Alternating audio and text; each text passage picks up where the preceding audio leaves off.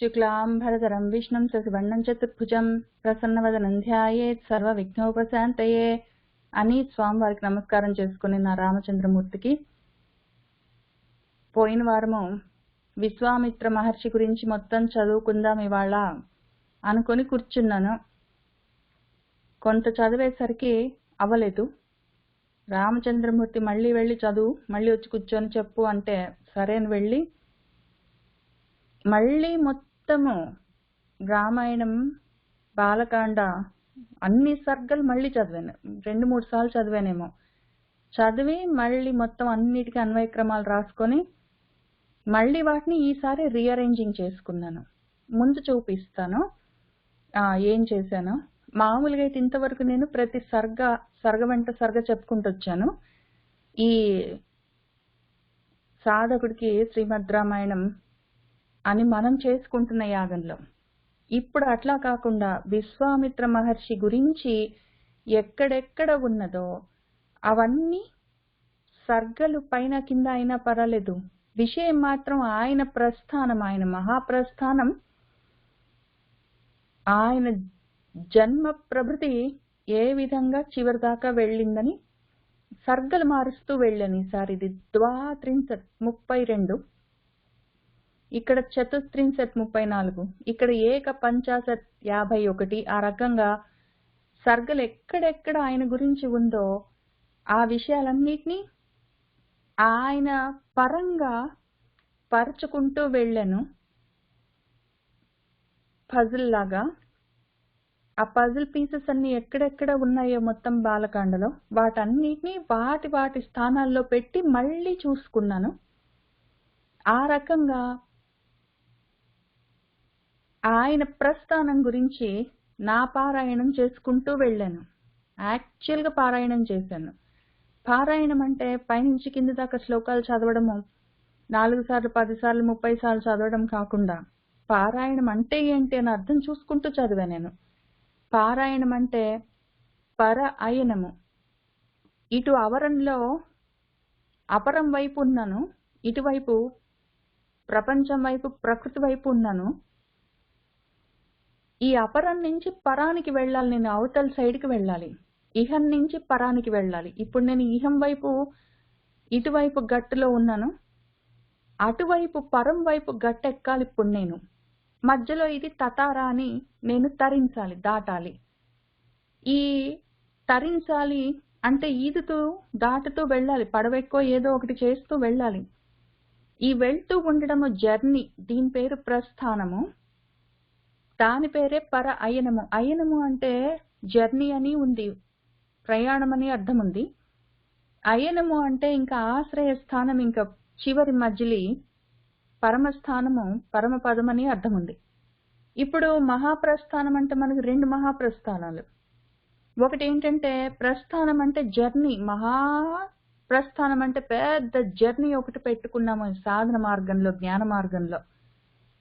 మహాప్రస్థానం అంటే అది స్థానం, అది స్థిరంగా నిలకడగా ఇంకా మార్పు లేకుండా ఉన్న పరమస్థానము, మహాస్థానము, పరమ ప్రస్థానం. అది అక్కడికి వెళ్ళిపోవాలి. పరం దగ్గరికి వెళ్ళాలి అని ఇహం నుంచి నేను ప్రయాణం మొదలు పెట్టాను. దాని పేరు పర అయనము, జర్నీ. అక్కడికి వెళ్ళి చేరుకుంటే అది మళ్ళీ అయనం అవుతుంది, నా స్థానం అవుతుంది. అది ఇంకా నా స్థితి, నా స్వస్థితి.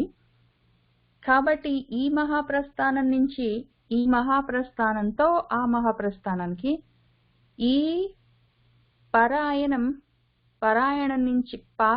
నుంచి ఆ పారాయణానికి వెళ్ళడానికి పనిగట్టుకుని ప్రయత్నం చేయవలసి ఉంది. ప్రయత్నతః సాధించవలసిన విషయము విసుగు లేకుండా అనిర్విణ్ణ చేతసా చేయవలసి ఉంటుంది. సంతోషంగా చేయాలి. ఆ విధంగా నేను కూడా చేశాను. ఎట్లా చేశానంటే గురువుగారు విశ్వామిత్రుల వారు ఆయన ఆయన పారాయణం ఆయన చేస్తుంటే ఆయన వెంట నేను కూడా నా పారాయణం చేసుకుంటూ వెళ్ళాను. మొత్తం కొద్ది రోజులుగా, పోయిన వారం నుంచి ఇప్పటిదాకా మళ్ళీ ఆయనతో పాటు నేను కూడా నా ప్రయాణాన్ని మొదలు పెడుతున్నాను. ఇక్కడ చూద్దాము. మనం కూడా పారాయణానికి చేరాలి. ఇప్పుడు ఆ మహాస్థానానికి చేరాలి. ఆ ప్రస్థానం మొదలు పెడదాము. అప్పుడేం జరిగిందంటే,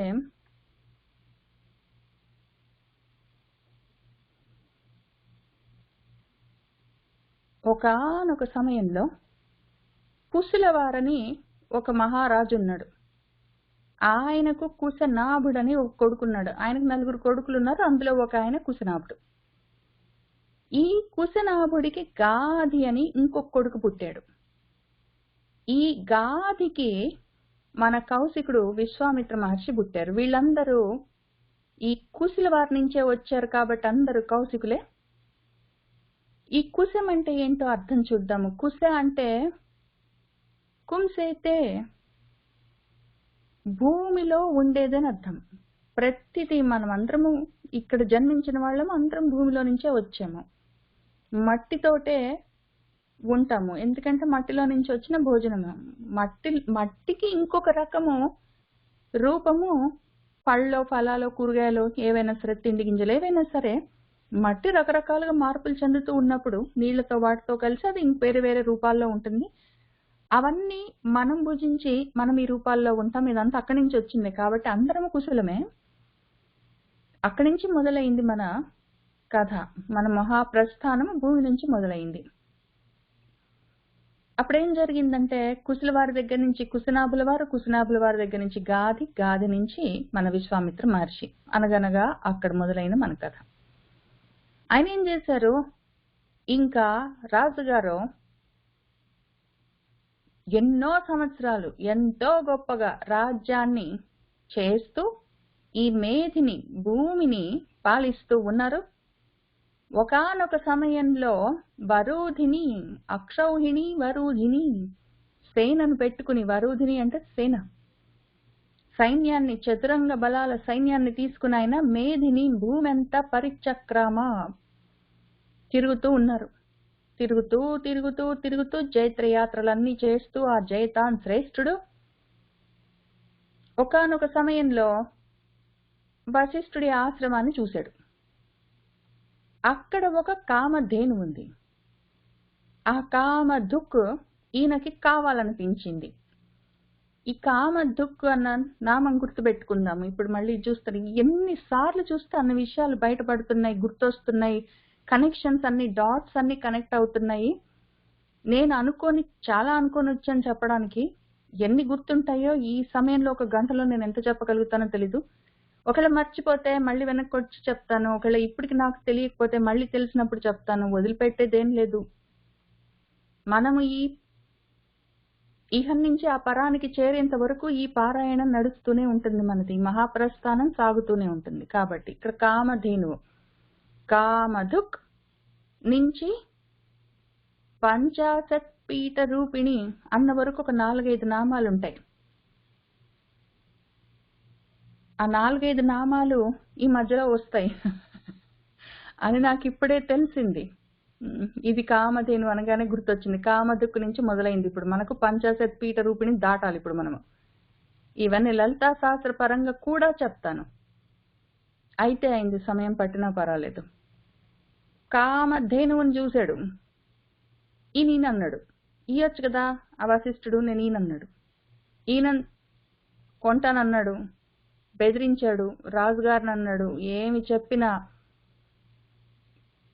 అమ్మకానికి ఇవ్వలేదు, బెదిరించినా లొంగలేదు, బతిమలాడినా మాట వినలేదు. ఇంకా విసుగుబుట్టి విశ్వామిత్రుడు దాన్ని పట్టుకొని లాక్కుంటే వెళ్ళిపోతున్నాడు. వెళ్ళిపోతుంటే అక్కడ పెద్ద యుద్ధం అంతా జరిగింది. సరే, ఏదో ఒకటి జరిగింది. అప్పుడేం జరిగిందంటే, ఆయన బలమంతా పోయారు, అందరు చచ్చిపోయారు. ఆయన కొడుకులతో సహా మొత్తం సైన్యం అంతా పోతే చాలా సిగ్గుపడ్డాడు. మహాకోపంగా వెళ్ళాడు. చింత కలిగింది, ఆయన కోపం వచ్చింది, అన్ని కలిగినాయి. ఆయన వెళ్ళి పెద్ద తపస్సును తేపే చేసుకున్నాడు. చాలా అస్త్రాల్ని ప్రాప్య చేసుకున్నాడు. గొప్ప దర్పంతో ఇంతకు ముందు ఉండేవాడు, ఇప్పుడు మొత్తం నిండిపోయాడు. ఆ పొగరు, గర్వం ఎక్కువైంది.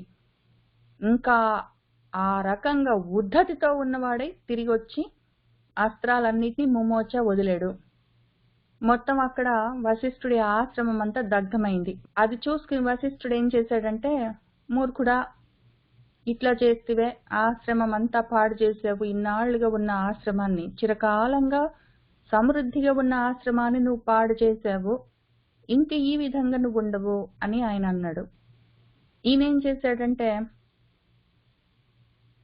ఆ వశిష్ఠుడి బ్రహ్మదండము ఈయన అస్త్రాలన్నిటినీ ఆపేయడాన్ని చూసుకుని, ఓహో నాకు విషయం అర్థమైంది, ఏతత్ సమవేక్ష ఇదంతా చూసి నేను తెలుసుకుంది ఏమంటే మనం కూడా ఇటువంటి బలాన్ని సాధించాలి, ఇట్లాంటి బలమొద్దు మనకి, ఇట్లాంటి బలం కావాలనుకున్నాడు. ప్రసన్నమైన ఇంద్రియ మనసులతో నేను ఆ బ్రహ్మత్వాన్ని సాధిస్తాను, క్షాత్రమొద్దనుకున్నాడు. మళ్ళీ మహత్తపహ చేసుకున్నాడు.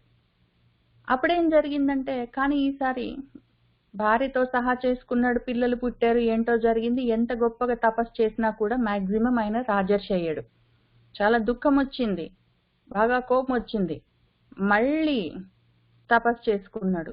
ఈలోగా ఒక ఏదో అడ్డం వచ్చింది. ఎవరో ఒక ఆయన ఏదో శరీరంతోటో ఏంటో స్వర్గానికి పోవాలనుకుంటే, మనకెందుకు, మన ధర్మం ఏమని చూడకుండా పరధర్మం కోసం ఆయన ఏదో చేయడానికి ప్రయత్నం చేశాడు. పాపము పరోపకారం చేయడానికే ప్రయత్నం చేశాడు. కానీ ఈలోగా ఏమైందంటే దీనివల్ల చాలా శాపాలు అవన్నీ అయినాయి. ఈయన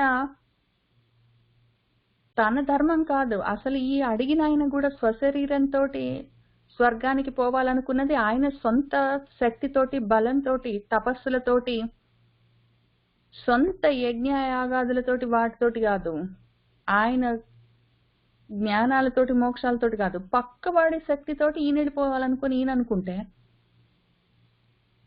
నేను పంపించేస్తాను, ఈయన ఏదో ప్రయత్నం చేశాడు ఈలోగా, కానీ ఆయన తపస్సు అంతా చెడిపోయింది. అప్పుడు మళ్ళీ కూర్చున్నాడు, మళ్ళీ ప్రయత్నం చేసుకున్నాడు. మళ్ళీ తపస్సు చేసుకుంటూ ఉంటే మళ్ళీ ఒక అడ్డం వచ్చింది. మళ్ళీ ఇంతే పరోపకారం చేయవలసి వచ్చింది. ఏదో చిన్న పిల్లాడు, ఎవరికో ఏదో యజ్ఞం కావాలనుకొని చేసుకుంటున్నారు, యాగ పశువుగా పసిపిల్లాన్ని బలివ్వాలని ప్రయత్నం చేస్తే సహాయం చేస్తూ మధ్యలో ఆయన సొంత కొడుకులను వాళ్ళని శపించాడు, కోపాలు తెచ్చుకున్నాడు.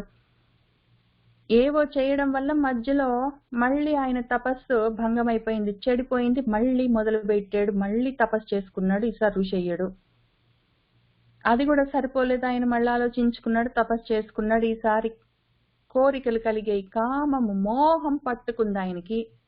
దాంతో పాటే చింత, పశ్చాత్తాపం పట్టుకున్నాయి. ఇంకా బాధపడ్డాడు, దుఃఖించాడు. మళ్ళీ గెలవాలన్న పట్టుదలతోటి, ఆ ధృతితోటి ఆయన మళ్ళీ నిష్ఠగా, నైష్టికీ బుద్ధితోటి, నిష్ఠగా స్థిరంగా ఉన్న బుద్ధితోటి మళ్ళీ తపస్సు చేసుకున్నాడు. ఈసారి మహర్షి అయ్యాడు. మహర్షినైతే మరి నేను మొత్తం ఇంద్రియాలను జయించానా అని అడిగాడు. లేదు, నువ్వు మళ్ళీ ప్రయత్నం చేయి, అంతవరకు రాలేదని చెప్తే మళ్ళీ కూర్చున్నాడు, మళ్ళీ ఘోరమైన తపస్సు చేసుకున్నాడు.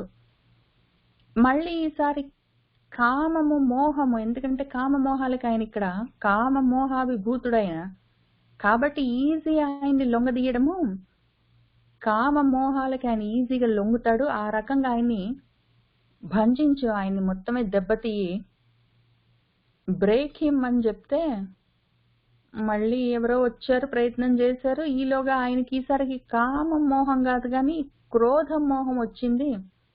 దాంతో మళ్ళీ శాపాలు, వాటన్నిటితోటి మళ్ళీ తపస్సు భంగాలు, మళ్ళీ తాపాలు, అయ్యయ్యో అనుకోవడాలు, మళ్ళీ కూర్చుని మళ్ళీ తపస్సులు చేసుకోవడాలు. మళ్ళీ చేసుకుంటున్న తర్వాత ఏమైందంటే చాలా సంవత్సరాలకి ఎన్నో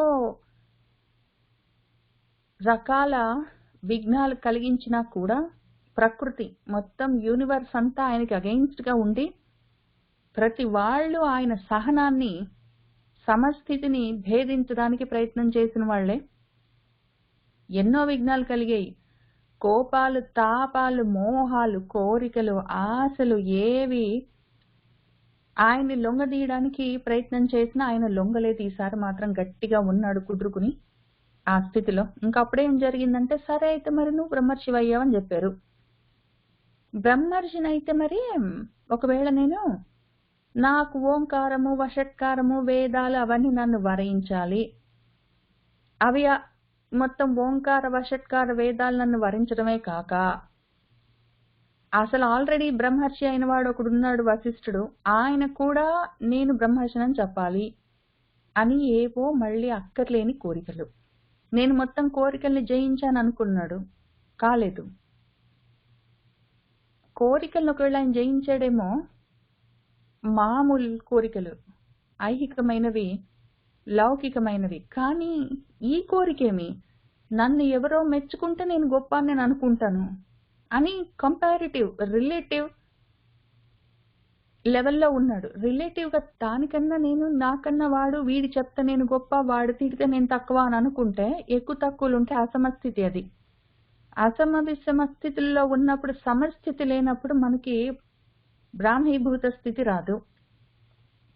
కాబట్టి ఏమైందంటే అదొక ప్రాబ్లం. ఇంకొక రెండో ప్రాబ్లం ఉంది ఇందులోనే. ఆయన పైగా నాకు అవి కావాలి ఇవి కావాలని ఒక కోరిక ఆల్రెడీ ఉంది, ఇవన్నీ వరించాలి. వేదాలు ఎందుకు? వేదాలని దాటిపోతే కానీ బ్రహ్మత్వం తెలియదు. బ్రహ్మ ఋషి ఏమో కానీ బ్రహ్మత్వం తెలియదు. వేదాల్లోనే ఉన్నాడు, అవన్నీ నాకు కావాలంటున్నాడు. ఎందుకు? ఇవన్నీ వస్తే, వేదాలన్నీ వస్తే, ఓంకారాలు వషట్కారాలన్నీ వస్తే నేను బ్రాహ్మణ్ అవుతాను.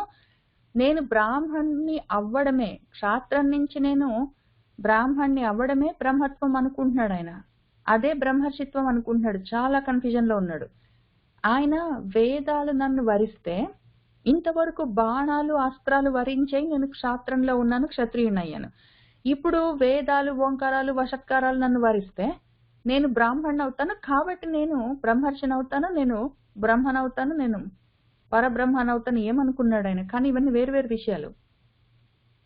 వేదాలు అవన్నీ వస్తే బ్రహ్మ మార్గంలో ఉండొచ్చు, అందులో సాధన చేసుకుంటూ బ్రహ్మర్షి అవ్వచ్చు. కానీ బ్రహ్మం నువ్వే అని తెలుసుకోవడానికి మళ్ళీ నెక్స్ట్ లెవెల్ జ్ఞానం కావాలి.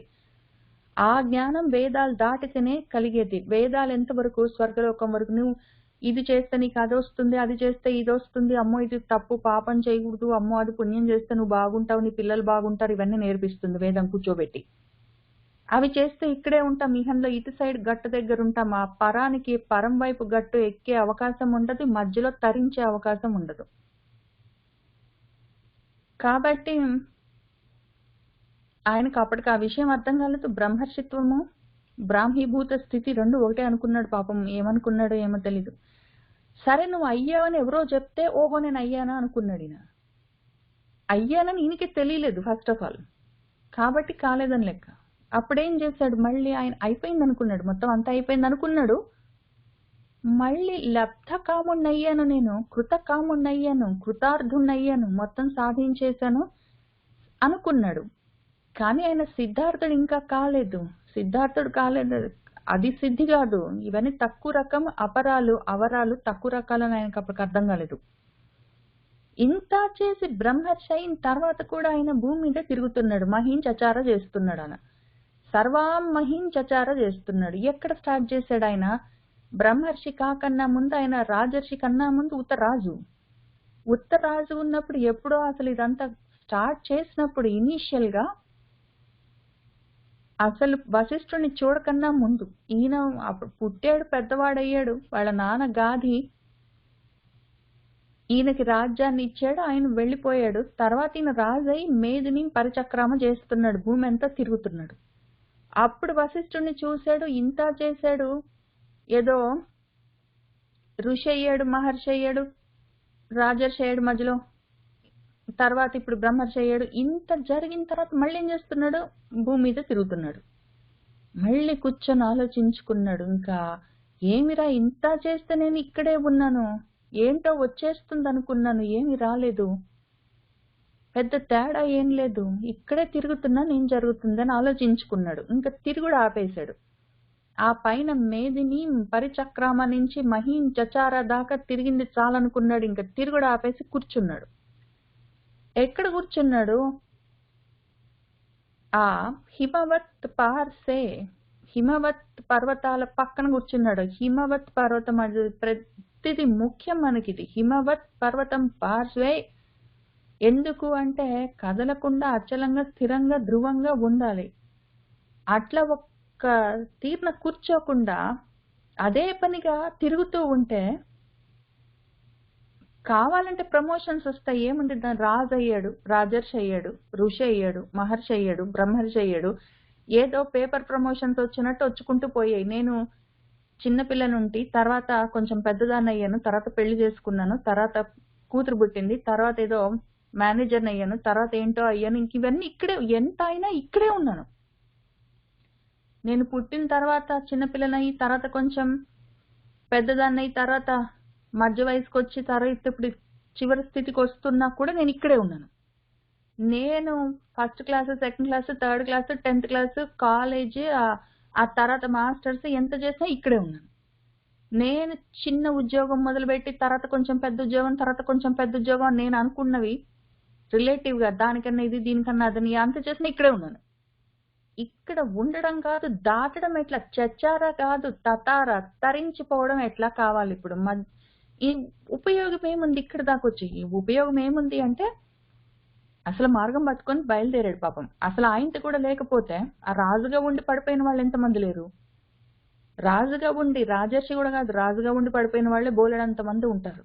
ఈయన పాపం అక్కడి నుంచి ఇక్కడి దాకా వచ్చాడు. కానీ మన ప్రస్థానంలో ఆయన ఇంత దూరం వచ్చి ఇంత దాకా వచ్చిన తర్వాత ఇంకా ఉంది అని అర్థం చేసుకున్నాడు. అది ముఖ్యం. అందుకని ఈయన మనకు గురువు అయ్యాడు, అందుకని ఈయన నాకు గురువు అయ్యాడు, అందుకని ఈయన జీవితాన్ని ఇంత క్లోజ్ గా ఫాలో అవుతూ అనలైజ్ చేస్తూ అర్థం చేసుకోవడానికి ఎందుకు ట్రై చేస్తున్నామంటే ఆయన జీవితము, ఆయన ఏ మార్గంలో వెళ్ళాడో అది నాకు మార్గం చూపిస్తుంది, నాకు మార్గనిర్దేశం చేస్తుంది. అందుకని ఈ చచ్చారా కాదు, తతారా కావాలి, తరించాలి.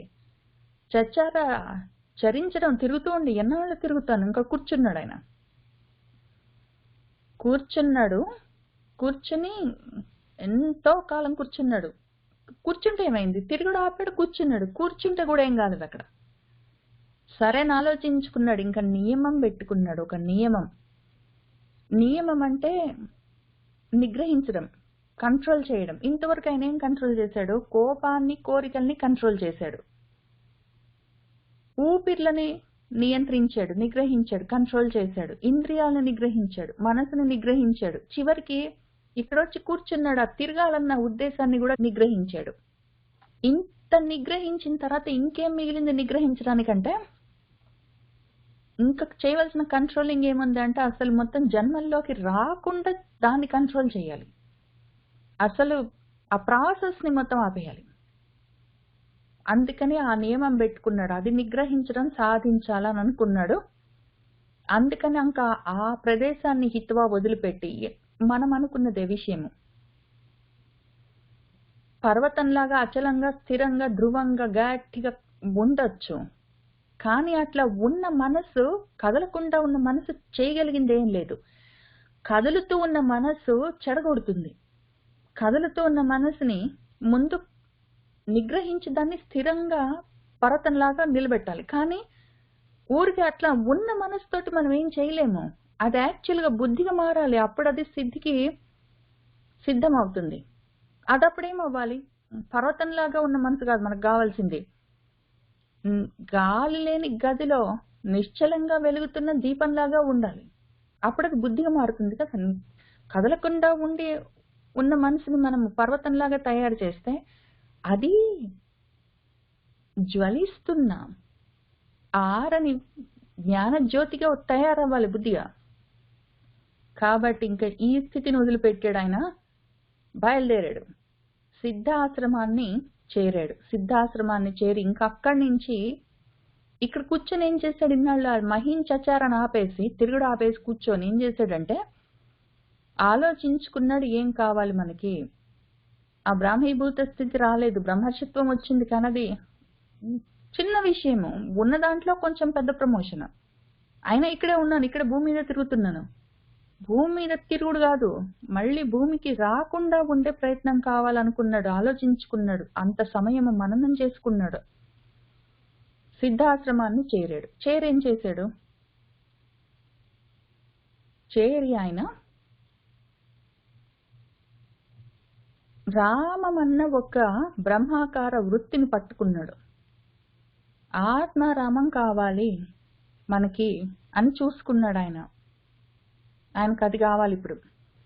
నేను ఒక నియమం కోసము, ఒక సిద్ధి సాధించడం కోసము ఒక అనుష్ఠానాన్ని మొదలుపెట్టాను. అయితే దానికి కామ రూపాల్లో ఉన్నవి 2 రాక్షసులు, ఆసురీ వృత్తులు విఘ్నాలు కలిగిస్తున్నాయి. ఒక దశరాత్రం 10 రాత్రులు ఒక యజ్ఞం చేసుకోవాలి, దానికి సత్య పరాక్రమమైన రామం కావాలి నాకని అడిగి వెంట పెట్టుకుని తీసుకెళ్ళాడు. ఈ బ్రహ్మాకార వృత్తి తప్పనిసరి, ఇంత చెయ్యాలి. అసలు మనసులో బ్రహ్మాకార వృత్తి రావడానికి, నేను ఆ పరబ్రహ్మం, అహం బ్రహ్మ అస్మి అన్న ఆలోచన రావడానికి చాలా తంటాలు పడాలి. మనస్సుని నిలబెట్టాలి, అన్నిటిని నిగ్రహించాలి, మనస్సుని జ్యోతిలాగా, ఆరని జ్యోతిలాగా వెలిగించాలి. ఆ జ్ఞానంతో ఒక మనసులో బ్రహ్మాకార వృత్తి బయలుదేరాలి. దాంతోటే ఆ స్థితి కలిగేది. అదాయన తెచ్చుకున్నాడు. దశరాత్రం ఆయనకి ఈ దశ మారాలి. దశనం చేస్తూ కాల సర్పమై కాటేస్తున్న ఈ రాత్రి చీకట్ల అజ్ఞానంలో నుంచి బయటపడాలి అని ఒక యజ్ఞం చేసుకుంటున్నాను, ఒక నియమం పెట్టుకున్నాను, ఒక ఆచారాన్ని, ఒక వ్రతాన్ని అనుష్ఠానం చేసుకుంటున్నాను. ఆ సత్యాన్ని పట్టుకోవాలి అన్న ప్రయత్నంలో ఉన్నాను. సత్తు కావాలి నాకు ఇప్పుడు, ఆ సత్ పదార్థం, ఆ మార్గంలో ఉన్నానని మొదలుపెట్టాడు. ఇప్పుడు సీరియస్ అయ్యాడు ఆయన. అప్పుడేం జరిగిందంటే, ఆయన వెనకాల వచ్చింది అది, ఆ బ్రహ్మాకార వృత్తి ఆయన వెనకాల బయలుదేరి వచ్చింది. అది ఎట్లా వచ్చింది అని మన గురువు గారు వాల్మీకి మహర్షి ఏం చెప్పారంటే, అక్షుద్రౌ త్రిశీర్షౌ పన్నగౌ ఇవా, అది అనుజగ్మతు, అది వెంటబడి ఎట్లా వచ్చిందంటే, అక్షుద్రం, క్షుద్రం అంటే కింద, నీచం అని అర్థం. అక్షుద్రం అంటే పైకి, ఊర్ధ్వం, పైకి అని అర్థం. పైకి వెళ్తున్న 3 తలలతో ఉన్న పన్నగాలు, పాముల్లాగా. 3 తలలతో ఉన్న పాము, మనకి 3 ఉన్నాయి, ఇడ, పింగళ, సుషుమ్న అని. ఆయన ఇప్పుడు ఏం చేశాడో, అచలంగా స్థిరంగా పర్వతంలాగా, హిమవత్ పార్శ్వంలాగా కూర్చున్నాడు ఆ యోగ స్థితిలో. ఆ యోగ స్థితిలో కూర్చుని ఆయన ఆ రామంత బ్రహ్మాకార వృత్తితో లేపాడు. అక్కడ ఆ యోగారూఢుడై ఆయన ఇప్పుడు యోగి అయ్యాడు. ఆయన యోగి అయి కూర్చున్నాడు. కూర్చుని రేపు మళ్ళీ మనము భాగవతంలో, 2 భాగవతాల్లో, వ్యాస భాగవతంలో, పోతన భాగవతాల్లో రెండిట్లో చదువుతాము. ఆ 2 కాళ్ళు మడిచి పద్మాసనం వేసుకుని, ఒక కాలి మడమని గుదస్థానం దగ్గర పెట్టి గట్టిగా నొక్కి, అక్కడి నుంచి మూలాధార చక్రం దగ్గర నుంచి లేపవలసి ఉంటుంది. ఊపిర్లని నియంత్రించి అవన్నీ చేసి చాలా ప్రయత్నంతో సాధించవలసింది. అది యోగులు చేస్తారు. అక్కడి నుంచి మొదలుపెట్టి వాడు సమాధి స్థితికి వెళ్ళడానికి. ఆ రకంగా లేచిన్నది మూలాధార చక్రం దగ్గర నుంచి. ఇంకా దాన్ని వెంట పెట్టుకుని ఇంకా ఆయనకి తొందర ఎక్కువైంది. రామ అని పిలిచాడు. పిలిచి కాలస్య పర్యయ మా బుద్ధ్, ఇంకా టైం వేస్ట్ అవ్వద్దు. ఇంకా ఆయనకి తొందర ఎక్కువైంది. ఇంకా అక్కడి దాకా వచ్చేసరికి తొందర ఎక్కువైంది. ఇంకా టైం వేస్ట్ అవ్వద్దు, కాలం దాటిపోవద్దు, కాలం మించిపోవద్దు అని ఆయనకున్నవన్నీ పుచ్చుకో అని చేస్తూ పోయాడు. ఇంకా నాకు ఇవ్వద్దు అని, ఇంకా ఇది నాది కాదు, ఇది నాకొద్దు, ఇది నాది కాదు, ఇది నాకొద్దు అనుకుంటూ ఇచ్చుకుంటూ వెళ్ళిపోయాడు. ఆ పరబ్రహ్మ అది పుచ్చుకుంటూ పోయింది. ఇంకా ఆయన లే మరి రామ, ఇంక ఇది రామ అన్నప్పుడల్లా బ్రహ్మాకార వృత్తి. ఇటు జ్ఞాన మార్గంలో చూస్తే బ్రహ్మాకార వృత్తి, అటు యోగ మార్గంలో చూస్తే ఆ మూలాధార చక్రం దగ్గర నుంచి పైకి లేచిన ఆ తటిల్లత సమరుచి అని మనం లలితా సహస్రంలో చూసుకున్న ఆ దేదీప్యమానమైన స్వరూపము ఇప్పుడు పైకి వెళ్తూ ఉన్నది. అది ఊర్ధ్వ గతుల్లో ఊర్ధ్వంగా పైకి వెళ్తూ ఉన్నది. సహస్రారం దాటి అక్కడి నుంచి వెళ్ళిపోవాలి భేదించి. దాన్ని లేపుతున్నాడు. దాన్ని సాధకుడు ఆ యోగి లేపుతున్నాడు. లే మరి ఉత్తిష్ట, లే అని లేపుతూ చేయవలసిన పనులున్నాయి కదులు అని. కదిలింది అది అక్కడ మూలాధారం నుంచి, కదిలింది అక్కడ మనసులో నుంచి ఆయన బ్రహ్మాకార వృత్తి. అప్పుడేం జరిగిందంటే ఆయనకు ఒక నావ దొరికింది, పడవ. ఎందుకంటే తతారా ఇక్కడి నుంచి ఆయన దాటవలసి ఉంది. ఎంతవరకు భూమి మీద చచార చేస్తాడు?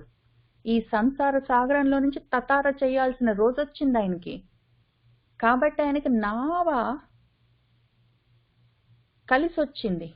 అక్కడున్న ఋషులు ఆయనకి ఇచ్చి ఎక్కు ఎక్కు అని చెప్పారు. కాలము దాటిపోవద్దు, కాలం మించిపోవద్దు, నీ మార్గంలో అరిష్టం అన్నది ఉండొద్దు. అరిష్టం అంటే 2 అర్థాలు ఉన్నాయి. అరిష్టం అంటే మనం చెడు అనుకుంటాము, అరిష్టం అంటే మంచి అనుంది, శుభం అని కూడా అర్థం ఉంది.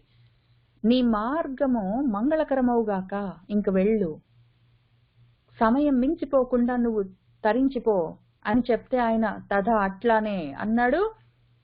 ఇంకా ఆయన దాటేశాడు. ఇంక ఈ పడవ ఎక్కాడు, ఇంకా దాటడం మొదలు పెట్టాడు మనవాడు. ఇంక పైకి ఇక్కడ మన యోగి మూలాధారం నుంచి పైకి ఎక్కుతూ ఉన్నాడు. అప్పుడేం జరిగిందంటే ఫస్ట్ ఆయనకి అడ్డం ఉన్నది ఏంటంటే అధర్మం ఉన్నది. ఈ అధర్మం ఒక ప్రకృతి అని పిలుస్తూ ధర్మానికి తక్కువ. నా ధర్మం అధర్మం, అది ధర్మం కాకుండా స్వధర్మం కాకుండా పరధర్మాలు అయి ఉన్నాయి అన్ని. నా శరీరానికి ఏమైనా చెయ్యాలి, నా మనసు బాధపడుతుంది దానికి ఏమైనా చెయ్యాలి, నా చుట్టూ ఉన్న మనుషులకు ఏమైనా చెయ్యాలి అని పక్క ధర్మాలన్నీ చూసుకుంటూ బయట బయట తిరుగుతాము, బాహ్యాలంబనలతోటి ఉంటాము. లోపల స్వధర్మము, నేనెవరన్న విషయం తెలుసుకోవాలన్న స్వధర్మాన్ని పట్టించుకోము. పరధర్మము భయావహము, భయం అంటే మృత్యువు కలిగిస్తుంది. పరధర్మం చేస్తూ ఉంటే శరీరాన్ని పోషిస్తాను, ఈ కర్మలు చేస్తాను, ఇది నా ధర్మం అనుకుంటూ పరధర్మాలన్నీ పెట్టుకుంటూ తిరిగితే మృత్యువులోనే, ఆ సైకిల్లోనే జనన మరణ చక్రాల్లో ఉంటావు. భూమి మీద చచార చేస్తూ ఉంటావు, మహీంచచార. ఇప్పుడు ఒకవేళ నువ్వు స్వధర్మం నాకు శ్రేయస్కరం అని అర్థం చేసుకుని ఈ అధర్మాన్ని, పరధర్మం అధర్మం అని తెలుసుకుని, నా ధర్మం కాదని తెలుసుకుని దాన్ని జహి సంహరిస్తే అది కామ రూపంలో ఉంటుంది. పైగా కామ రూపంలో ఉండే దీన్ని నువ్వు జహి అర్జున అని భగవద్గీతలో చెప్పినట్టు ఒకవేళ ఆ పరధర్మాన్ని తీసేస్తే స్వధర్మం ఏంటని తెలుసుకుంటే దాంట్లోనే నీకు శ్రేయస్సు ఉన్నది అని ఆయన కూడా చెప్పారు. ఆ రకంగా చేయవలసి ఉన్నది ఈయన. కాబట్టి ఆ దుర్వృత్తి, ఈ వృత్తులేవి బ్రహ్మాకార వృత్తి ఒక్కటే లోపలికి తనలోకి తీసుకెళ్తుంది, తనెవరో తనకి తెలిసేలా చేస్తుంది. అదొక్కటే సద్వృత్తి, సన్మార్గంలో ఆ సత్పదార్థం వైపుకి తీసుకెళ్లే సద్వృత్తి. మిగిలిన వృత్తులన్నీ ప్రకృతి వైపుకి, ప్రపంచం వైపుకి తీసుకెళ్తాయి. అవన్నీ దుర్వృత్తులు, దురాచారాలు, దుష్టచారణలు. అవన్నీ ఈ దుర్వృత్తులన్నీ ప్రకృతి వైపుకి నన్ను లాగే వాటన్నిటిని జహి, చంపే అని ఆ బ్రహ్మాకార వృత్తితోటి ఆయన చేయించేసుకున్నాడు ఆ పని. ఆ బ్రహ్మాకార వృత్తి అవేం చేస్తాయి? ఈ దుర్వృత్తులన్నీ ప్రకృతి వైపుకి తీసుకెళ్లేవన్నీ తాడనం చేస్తాయి, చాలా బాధ పెడతాయి. అవి కావాలి, ఇవి కావాలి, ఎక్కువ ఉన్నాయి, తక్కువ ఉన్నాయి, నాకు మనసు బాగుంది, బాగలేదు, వాడున్నాడు, వీడిపోయాడని ప్రతిదీ బాధ పెట్టేదే ఉంటుంది. కొంచెం సుఖం ఉంటే వెంటనే అందులో కొంచెం దుఃఖం కూడా ఉంటుంది. అది వాటిని వధించు అంటే తప్పకుండా చేస్తాను, ఈ ఉత్తమమైన కర్మని నేను తప్పకుండా కరిష్యామి, సందేహం అనుమానం లేదు అని చెప్పి దాన్ని ఆయన జహి సంహారం ఎట్లా చేశాడంటే, అదేంటి చేసింది, దేన్ని ఆయన సంహారం చేశాడు, దేన్ని బ్రహ్మాకార వృత్తి సంహారం చేసిందంటే ఆ దుర్వృత్తులను ఈ బ్రహ్మాకార వృత్తి తీసేసింది. ఆ దుర్వృత్తులేమి? మోహము, రజోగుణము, కామం రూపంలో ఉన్నవన్నీ, మాయా బలంతో ఉన్నవి, మహామాయ, అదంతా మోహము, మోహాన్ని కలిగించేవి. ఆ మాయ సొంత మాయతోటి మోహాన్ని కలిగిస్తూ ఉంటాయి. అవి మాయతో ఉంటాయి, మాయా బలంతో కూడి ఉంటాయి అని ఎన్ని మాయలు రాశారో మొత్తం. కొన్ని శ్లోకాలు ఇక్కడ పెట్టాను అన్వయ క్రమంలో పెట్టి మనకు. కానీ ఎక్కడ చూస్తే అక్కడ అంత కామము, మాయ, రజోగుణము, మోహము. కామము, మాయ, మోహము, ఇంకిదే ఉంటుంది. ఇంక దీన్ని తీసేయాలి. ఆయనకు అర్థమైంది. ఆయన భూమి మీద తిరిగినంత తిరిగాడు. అక్కడి నుంచి అంచెలంచెలుగా ప్రమోషన్ లాగా దాటుకుంటూ బ్రహ్మర్షి దాకా అయ్యాడు. అయినా భూమి మీద తిరుగుతున్నాడు. దీన్ని భేదించుకొని బయటికి ఎట్లారా వెళ్ళాలి అంటే ఆయనకు అర్థమైంది ఏంటంటే మోహం ఉంది. నేను ఇంతవరకు ఆయన బ్రహ్మర్షి అవ్వడం వరకు ఆయన ఏం సాధించాడు?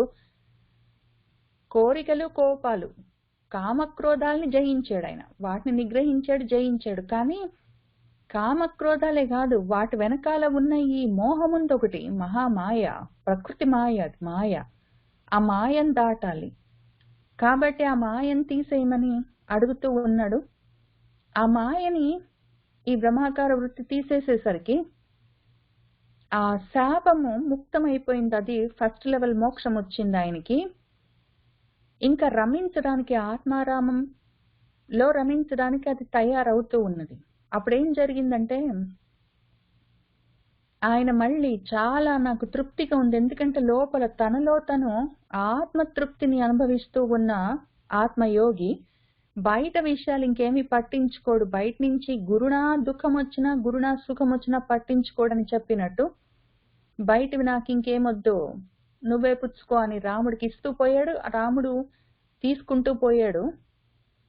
ఇంకా అప్పుడేం జరిగిందంటే మన ధృతిమాన్ ఆ ధృతితోటి, పట్టుదలతోటి ఉన్నాడు. ఆయన ధైర్యంతో ఉన్నాడు, ధృతితోటి ఆ గొప్ప వ్రతానుష్ఠానంలో ఉన్నాడు మన విశ్వామిత్రుడు. ఆ బ్రహ్మాకార వృత్తిని పెట్టుకున్నాడు. బ్రహ్మాన్ని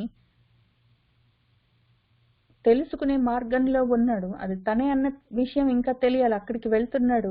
అన్ని శుచులు. ఇప్పుడు ఏంటి శుచి ఇక్కడ దాకా వచ్చింది? ఈ శుచి అన్న చోట ఎందుకు హైలైట్ చేశానంటే ఈయన ధృతితోటి, పట్టుదలతోటి పైకి వెళ్తున్నాడు. మూలాధారం దగ్గర నుంచి విశుద్ధి చక్రం దాకా వచ్చాడు ఆయన. అక్కడి నుంచి దాటుతున్నాడు. అది మర్చిపోవద్దు. అక్కడ 3 తలలున్న పామును పైకి లేపాడు ఆయన. ఇడా పింగళ సుషుమ్నాని. అక్కడి నుంచి మూలాధారం అయింది, అక్కడి నుంచి స్వాధిష్టానమైంది, అక్కడి నుంచి మణిపూరమైంది, ఆ తర్వాత విశుద్ధం దాకా వచ్చాడు ఆయన.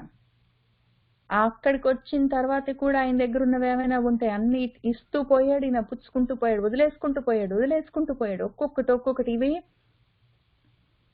లలితా సహస్రంతో కలిపి చెప్పాలని నేను అనుకున్నాను, కానీ అంత సమయం లేదు. ఈ విషయాన్ని ఈ విధంగా సంపూర్ణం చేద్దాం అనుకున్నాను కాబట్టి వెళ్ళట్లేదు. కానీ లలితా సహస్రంతో కలుపుకొని చూసుకోండి మీరు. మనం దాన్ని ఎంత లోతుగా చూసుకున్నామో. మూలాధారం దగ్గర మనము దాన్ని దాటితే ఏమి దాటుతాము?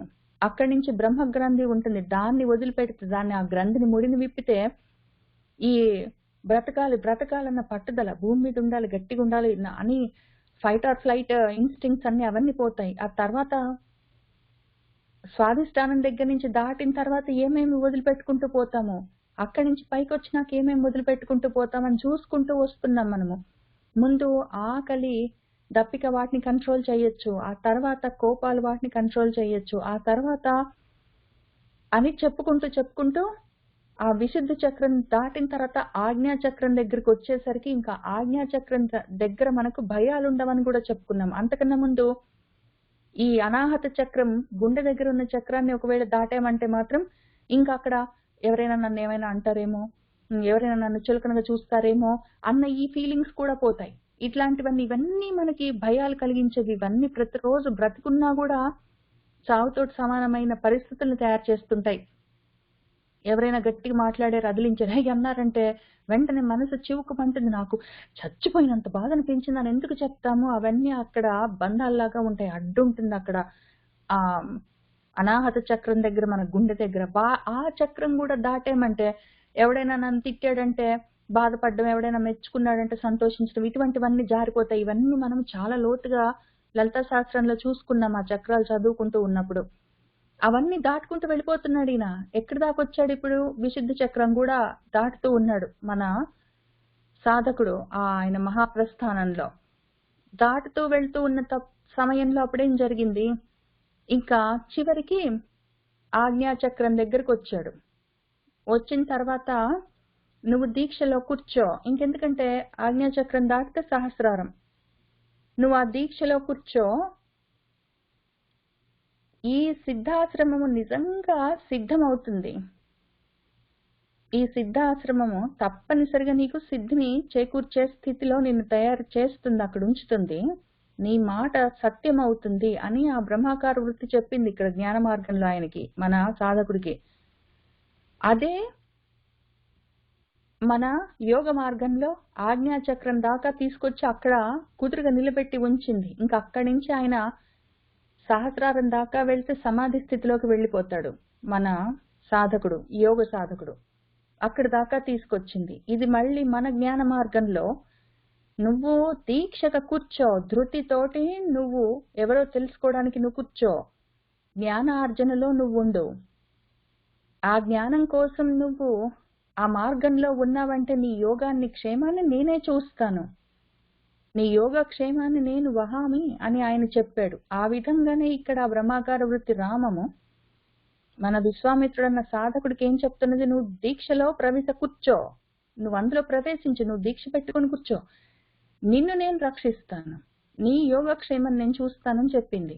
ఆ విధంగా విశ్వామిత్ర మహర్షి, ఆ మహర్షి నియతమైన మనసుతో, నిగ్రహించిన ఇంద్రియాలతో ఆ దీక్షలో కూర్చున్నాడు. ఆయన జ్ఞాన మార్గంలో ఏం జరుగుతా జరుగుతుంది, బయట ఏం జరుగుతా జరుగుతుంది, నాలో ఏం జరుగుతా జరుగుతుంది, నేనెవరో తెలుసుకుంటానని కూర్చున్నాడు ఆయన. ఆ విధంగా 6 రాత్రులు గడిచాయి. 6 రాత్రులు ఆయన మౌనంగానే ఉన్నాడు. ఆయన మనసు చలించలేదు. ఆయన ఆ విధంగా నిశ్చలంగా, మళ్ళీ గాలి లేని గదిలో దీపంలాగా నిశ్చలంగా ఉన్నాడు ఆయన. ఆ సమయంలో 6 రాత్రులు గడిచాయి. 6 రాత్రులను ఇంటికి ఇన్నిసార్లు చెప్తున్నాను, అక్కడ ఎందుకు హైలైట్ చేశానంటే 6 రాత్రులు మనకు 6 షడ్ ఊర్ములు అని ఉంటాయి. ఆకలి, దప్పిక, సుఖము, దుఃఖమేదో, శోకము, మోహము, ఇట్లాంటివన్నీ, జరా మరణాలు, ఆకలి, దప్పికలు, శోకాలు, మోహాలు అని 6 ఉంటాయి. అవి షడూర్ములు. తర్వాత అరిషడ్ వర్గాలని, కామక్రోధాలు, అవి కొన్ని ఆయన దాటేడు, కొన్ని ముందు ఉంటాయి, లేకపోతే పోయి ఉంటాయి. ఆ తర్వాత మనకు 6 రకాల వికారాలు ఉంటాయి, షడ్వికారాలు ఉంటాయి. ఈ వికారాలు, ఊర్ములు, శత్రువుల్లాగా ఉన్నవన్నీ ఏవేవి ఉన్నాయో అవన్నీ షట్లు, మనకి 6 సెట్లు, 6 సెట్లుగా ఉన్న షట్ విషయాలు. వాటన్నిటిని దాటుతూ ఉన్నాడని ఒకవైపు చెప్పుకుందాం. ఇటువైపు మళ్ళీ యోగాసనంలో కూర్చున్నాడు మనవాడు, యోగ సాధకుడు. ఆయన మూలాధారం దగ్గర నుంచి పైకి లేస్తూ ఉన్నాడు. ఇక్కడికి వచ్చేసరికి ఆ షట్చక్రాలు దాటాడు. 6 చక్రాల వరకు వెళ్ళిన దాకా ఆయనలో ఉన్న ఆ శక్తి కాపాడుతూనే ఉన్నది. ఎందుకు అంటే ఎక్కడైనా జారిపోవచ్చు, ఎక్కడైనా అది భంగం అవ్వచ్చు, ఎక్కడైనా ఆయన భంగం అయిపోవచ్చు, కాకుండా అది రక్షిస్తూనే ఉన్నది. ఇటు యోగ ఆసనంలో కూర్చున్న యోగ సాధకుడికి, అటువైపు జ్ఞాన మార్గంలో ప్రయాణం చేస్తున్న జ్ఞాన సాధకుడికి. ఆ విధంగా చేస్తూ తీసుకొని వెళ్తూ ఉంటే 6వ రాత్రి ఇక్కడ ఆజ్ఞాచక్రం దాటిన తర్వాత, అక్కడ 6వ రాత్రి దాటిన తర్వాత, అక్కడ షడూర్ములు మొదలైనవి, షడ్వికారాలు మొదలైనవి దాటిన తర్వాత అప్పుడేం జరిగిందంటే మారీచ సుబాహులని విఘ్నాలు తయారు చేసేవి బయలుదేరుతాయి. మరి ఎక్కడైనా సరే యోగా మార్గంలో ఉన్నా, జ్ఞాన మార్గంలో ఉన్నా, ఏ మార్గంలో ఉన్నా ముందుకు వెళ్తూ ఉంటే ఆపే శక్తులు ఉంటాయి. మరి విజృంభించేవి ప్రకృతి శక్తులు ఉంటాయి, మరి ఆసురీ లక్షణాలు ఉంటాయి, మనలోనే అన్నీ ఉంటాయి. మరి ఏం చేస్తాము, అవి అడ్డం వస్తే ఒక్కొక్క దాన్ని ఒక్కొక్క రకంగా తీసేయవలసి ఉంటుంది. ఇప్పుడు ఏం జరిగింది, మారీచాన్ని ఎండమావులు లాంటి ఆశలన్నీ ఎక్కడి నుంచి ఉన్నాయో వాసన రూపంగా వాటన్నిటిని, ఎందుకంటే అక్కడ దక్కినా కళ్ళెదురుగా ఉన్న ఏదో రంభ వచ్చింది, ఊర్వశి వచ్చింది, లేకపోతే ఎవరో నేను చచ్చిపోతున్నాను హెల్ప్ చేయమంటే, ఇవన్నీ కళ్ళెదురుగా ఉన్న వాటిని చేశాడు ఆయన. ఇవి లోపల ఉన్నవి ఎక్కడెక్కడి నుంచి ఆయన బయటపడ్డ కోరికల్ని, పడబోతున్న కోరికల్ని, కోపాలని ఆపుకున్నాడు. కానీ వాసన రూపంగా, బీజ రూపంగా ఉన్న వాటిని కూడా తీసేయవలసి ఉంటుంది. అక్కడి నుంచి మూల నాశనం చేయాలి. ఎక్కడ మళ్ళీ మనం లలితా సహస్రనామంలో మొత్తము శూన్యక పట్టణంతో సహా మొత్తం అంతా తీసేసింది అమ్మవారని ఒక నామం ఉంటుంది. పాశుపతాస్త్ర నిర్దగ్ధ శూన్యక అని ఒక నామం ఉంటుందని, మొత్తం అంతా శూన్యం చేసేయాల్సి వస్తుంది. ఆ బీజ రూపంగా కూడా ఏమి ఉండడానికి వీల్లేదు. ఆ రకంగా తీసేయవలసి ఉంటుంది. అది దేనితోటి పోతుంది? మననం, కంటిన్యూస్ గా మననం, చదువుకున్నవి, తెలుసుకుంటున్నవి, అదే పనిగా ఆలోచిస్తూ అదే పనిగా వాటి గురించి ఎక్కడి నుంచి వస్తుంది నాకు ఈ కోరిక అని దాని వెనకాలకెళ్ళి దాన్ని ఆపేయవలసి ఉంటుంది. అక్కడి దాకా తీసేయాలి. మొత్తము ఆ ఆశల రూట్స్ దగ్గర నుంచి, రూట్ కాజెస్ దగ్గర నుంచి రూట్ కాజ్ తీయవలసి ఉంటుంది. అక్కడి నుంచి ప్రయత్నం చేసుకుంటున్నాడు. అదంతా ఎక్కడ? మనసులోనే ఉరసి మనసులోనే చేసుకోవాలి. ఆ ధ్యానం ఇక్కడ మళ్ళీ మన యోగ సాధన మార్గంలో ఉన్న యోగ సాధకుడు ఆయన మళ్ళీ ఆయన మనసులోనే వీటన్ని అంత తీవ్రమైన ధ్యానంతో వాటన్నిటినీ ఆయన లేకుండా చేసుకుంటున్నాడు. ఆ తర్వాత ఆగ్నేయమని జ్ఞాన ఆగ్నితో బలంగా ఉన్న కోరికలన్నిటినీ సమూలంగా నాశనం చేసుకుంటున్నాడు. ఆ తర్వాత మిగిలిపోయి ఇంకా రాని ఎక్కడో ఆయన ఆశయాల్లో పాకానికి రాని, ప్రారబ్ధంగా కన్వర్ట్ కాని ఎక్కడెక్కడో మిగిలిపోయిన విషయాల్ని కూడా ఆయన చల్లాచెదరు చేసుకున్నాడు. శేషం లేకుండా నిజగాన ఏది ఉన్నా మళ్ళీ జన్మెత్తవలసి ఉంటుంది. ఇటు యోగ మార్గంలో యోగాసనంలో కూర్చున్నవాడు మూలాధారం దగ్గర నుంచి ఆజ్ఞ దాకా వెళ్ళి ఆజ్ఞాచక్రం పైకి వెళ్ళిపోతున్నాడు. అటు జ్ఞాన మార్గంలో మననాదులతో, శ్రవణ మనన నిధిధ్యాసనలతో, మళ్ళీ నిధిధ్యాసన వాటితో ఆయన విచారణతో, వివేకంతో, రెండు మార్గాల్లో ఏది చెప్పుకున్నా ఒకటే విషయం, రెండూ చేసుకుంటూ ఆయన వాటి చిక్షేప నిజగాన చేసుకున్నాడు. చేసుకున్నాక లేచి చూస్తే ఆ యజ్ఞము, మహాయజ్ఞము సమాప్తమైన తర్వాత చూస్తే దిక్కులన్నీ నిరీతికమై ఉన్నాయి. ఈతి లేకుండా. ఈతి బాధలు మళ్ళీ 6 రకాలుగా ఉంటాయి. 6 రకాల ఈతి బాధలు మళ్ళీ షట్ దాటాడు ఆయన. దాటి చూసుకున్నాడు, నేను నిజంగా ఈసారి కృతార్థున్నయ్యాను, ఈ సిద్ధాశ్రమం సత్యమయ్యింది అని చెప్పుకుంటున్నాడు. సిద్ధాశ్రమం ఆయన సిద్ధుడు అవ్వడానికి ఇప్పుడు అది ఆయన్ని సిద్ధంగా తయారు చేసింది, సంసిద్ధంగా తయారు చేసింది ఆయన్ని. కానీ ఇంకా అవ్వలేదు. ఆయన సహస్రారం దాకా రావాలి, అక్కడి నుంచి దాన్ని భేదించుకుని వెళ్ళిపోవాలి, ఇంకా కొంచెం పనుంది.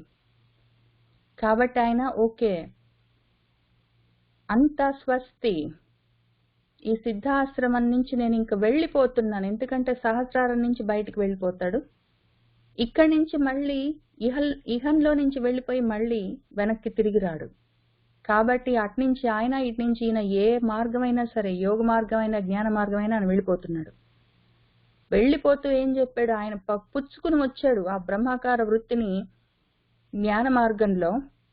ఆ మూలాధారం దగ్గర నుంచి సుషుమ్నని యోగ మార్గంలో తెచ్చుకున్నాడు. వాటికి చెప్పుకుంటున్నాడు, ఉత్తిష్ట, ఇంకా ఇక్కడ ఆగడానికి వీల్లేదు. ఆజ్ఞాచక్రం దాకా వచ్చాం, మళ్ళీ వెనక్కి తిరగడానికి వీల్లేదు, కిందికి వెళ్ళడానికి వీల్లేదు, ఇంకా పైకి వెళ్ళాలి. పద గమనాయాభిరోచయ, వెళ్ళడానికి ఇష్టపడు అని చెప్పుకుంటున్నాడు. మళ్ళీ బయలుదేరాడు. ఇంకా అక్కడి నుంచి వెళ్ళిపోవాలి, ఇంకా అక్కడి నుంచి ఆజ్ఞాచక్రం నుంచి కిందికి వచ్చేది లేదు. ఇంత దూరం వెళ్ళిపోయినాక జ్ఞానంలో రామీభూత స్థితి, ఆ తర్వాత బ్రహ్మ నిర్వాణం అయిపోవాలి. ఇంకా మళ్ళీ వెనక్కి వచ్చి ప్రపంచంలో ప్రకృతిలో పడితే లాభము. కాబట్టి ఇంకా వెళ్ళిపోవడానికి అభిరోచయ, ఇష్టపడు, బయలుదేరు అని చెప్పుకుంటున్నాడు. లే అని బయలుదేరాడు. ఇంకప్పుడు ఒక చిత్రమైన విషయం మొదలైంది. ఆయన సహస్రారం దాకా వచ్చాడు. ఆ బ్రహ్మ కపాలాన్ని భేదించడానికి ఆ చిన్న విషయం ఒకటి ఉంది. మన వాళ్ళు ఏం చెప్తారంటే యోగ మార్గంలో అక్కడి నుంచి 9 ఏమో లెవెల్స్ ఉంటాయి, మళ్ళీ దాటాలి.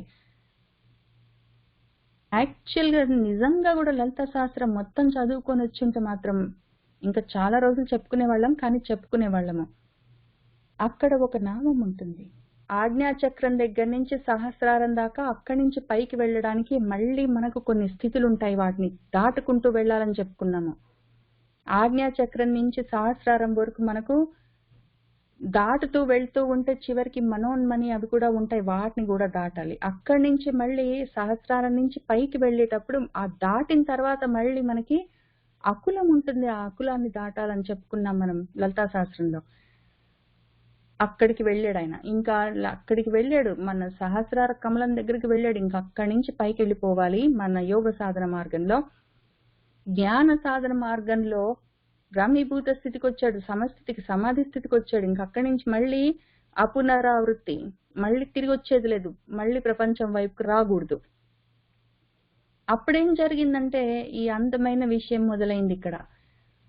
మన వాళ్ళు ఋషులు ఏం చెప్పారంటే, తర్వాత రోజు పొద్దున్న ఇంకా మరి బయలుదేరుతాము, వెళ్ళడానికి ఇష్టపడు అని చెప్పుకున్నాక అక్కడున్న ఋషులందరూ రామచంద్రమూర్తికి ఏం చెప్పారంటే, ఇదిగో అనగనగా ఒక రాజు ఉన్నాడు, ఆయన పేరు జనకుడు, మిథిలా నగరానికి రాజు. ఆయన యజ్ఞం చేసుకుంటున్నాడు, పరమధార్మికుడు. ఆయన దగ్గరికి మేము వెళ్తున్నాము, మాతో పాటు నువ్వు రా.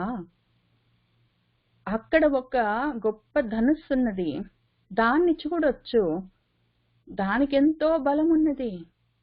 అది యజ్ఞంలో ఒక సమయంలో ఆ యజ్ఞ సభలో, సదస్సులో దేవతల చేత ఈ జనకుల వంశంలో వాళ్ళకి పూర్వీకులకు ఇవ్వబడ్డది. దాన్ని దేవతలు, గంధర్వులు, అసురులు, రాక్షసులు, మనుషులు, వాళ్ళు వీళ్ళని ఏం లేదు, ఎవ్వరూ దాన్ని ఎక్కువ పెట్టలేరు. ఆ ధనుస్సును ఎవ్వరికి అంత శక్తి లేదు. దాని పరాక్రమాన్ని, దాని వీర్యాన్ని చూడాలని జిజ్ఞాసువులు, జ్ఞాతుమిచ్చ, దాని పరాక్రమం ఏంటో చూద్దాం, దాని పౌరుషమేమో, దాని వీర్యమేంటో చూద్దాం అనుకొని చాలా మంది రాజులు, రాజపుత్రులు, మహాబలులు ఎంతో మంది ప్రయత్నం చేశారు, ఎవ్వరి వల్ల కాలేదు. ఆ మిథిలా నగరపు రాజు జనకుడు ఆయన దగ్గర ఉన్న ఆ ధనుస్సుని చూడొచ్చు, ఆ గొప్ప ధనుస్సుని చూడొచ్చు. ఆ గొప్ప ధనుస్సు ఆ రాజుగారికి యజ్ఞ ఫలంగా దేవతల చేత ఇవ్వబడ్డది. ఆయన అడిగాడు దేవతల్ని, వాళ్ళు ఇచ్చారు ఆయన చేసుకున్న యజ్ఞంలో ఫలంగా. అది ఆయాగభూతం. ఎక్కడ ఆ ధనుస్సు ఉంటుందో అక్కడ అది పూజింపబడుతూ ఉంటుంది, అది గొప్పగా ప్రస్తుతించబడుతూ ఉంటుంది.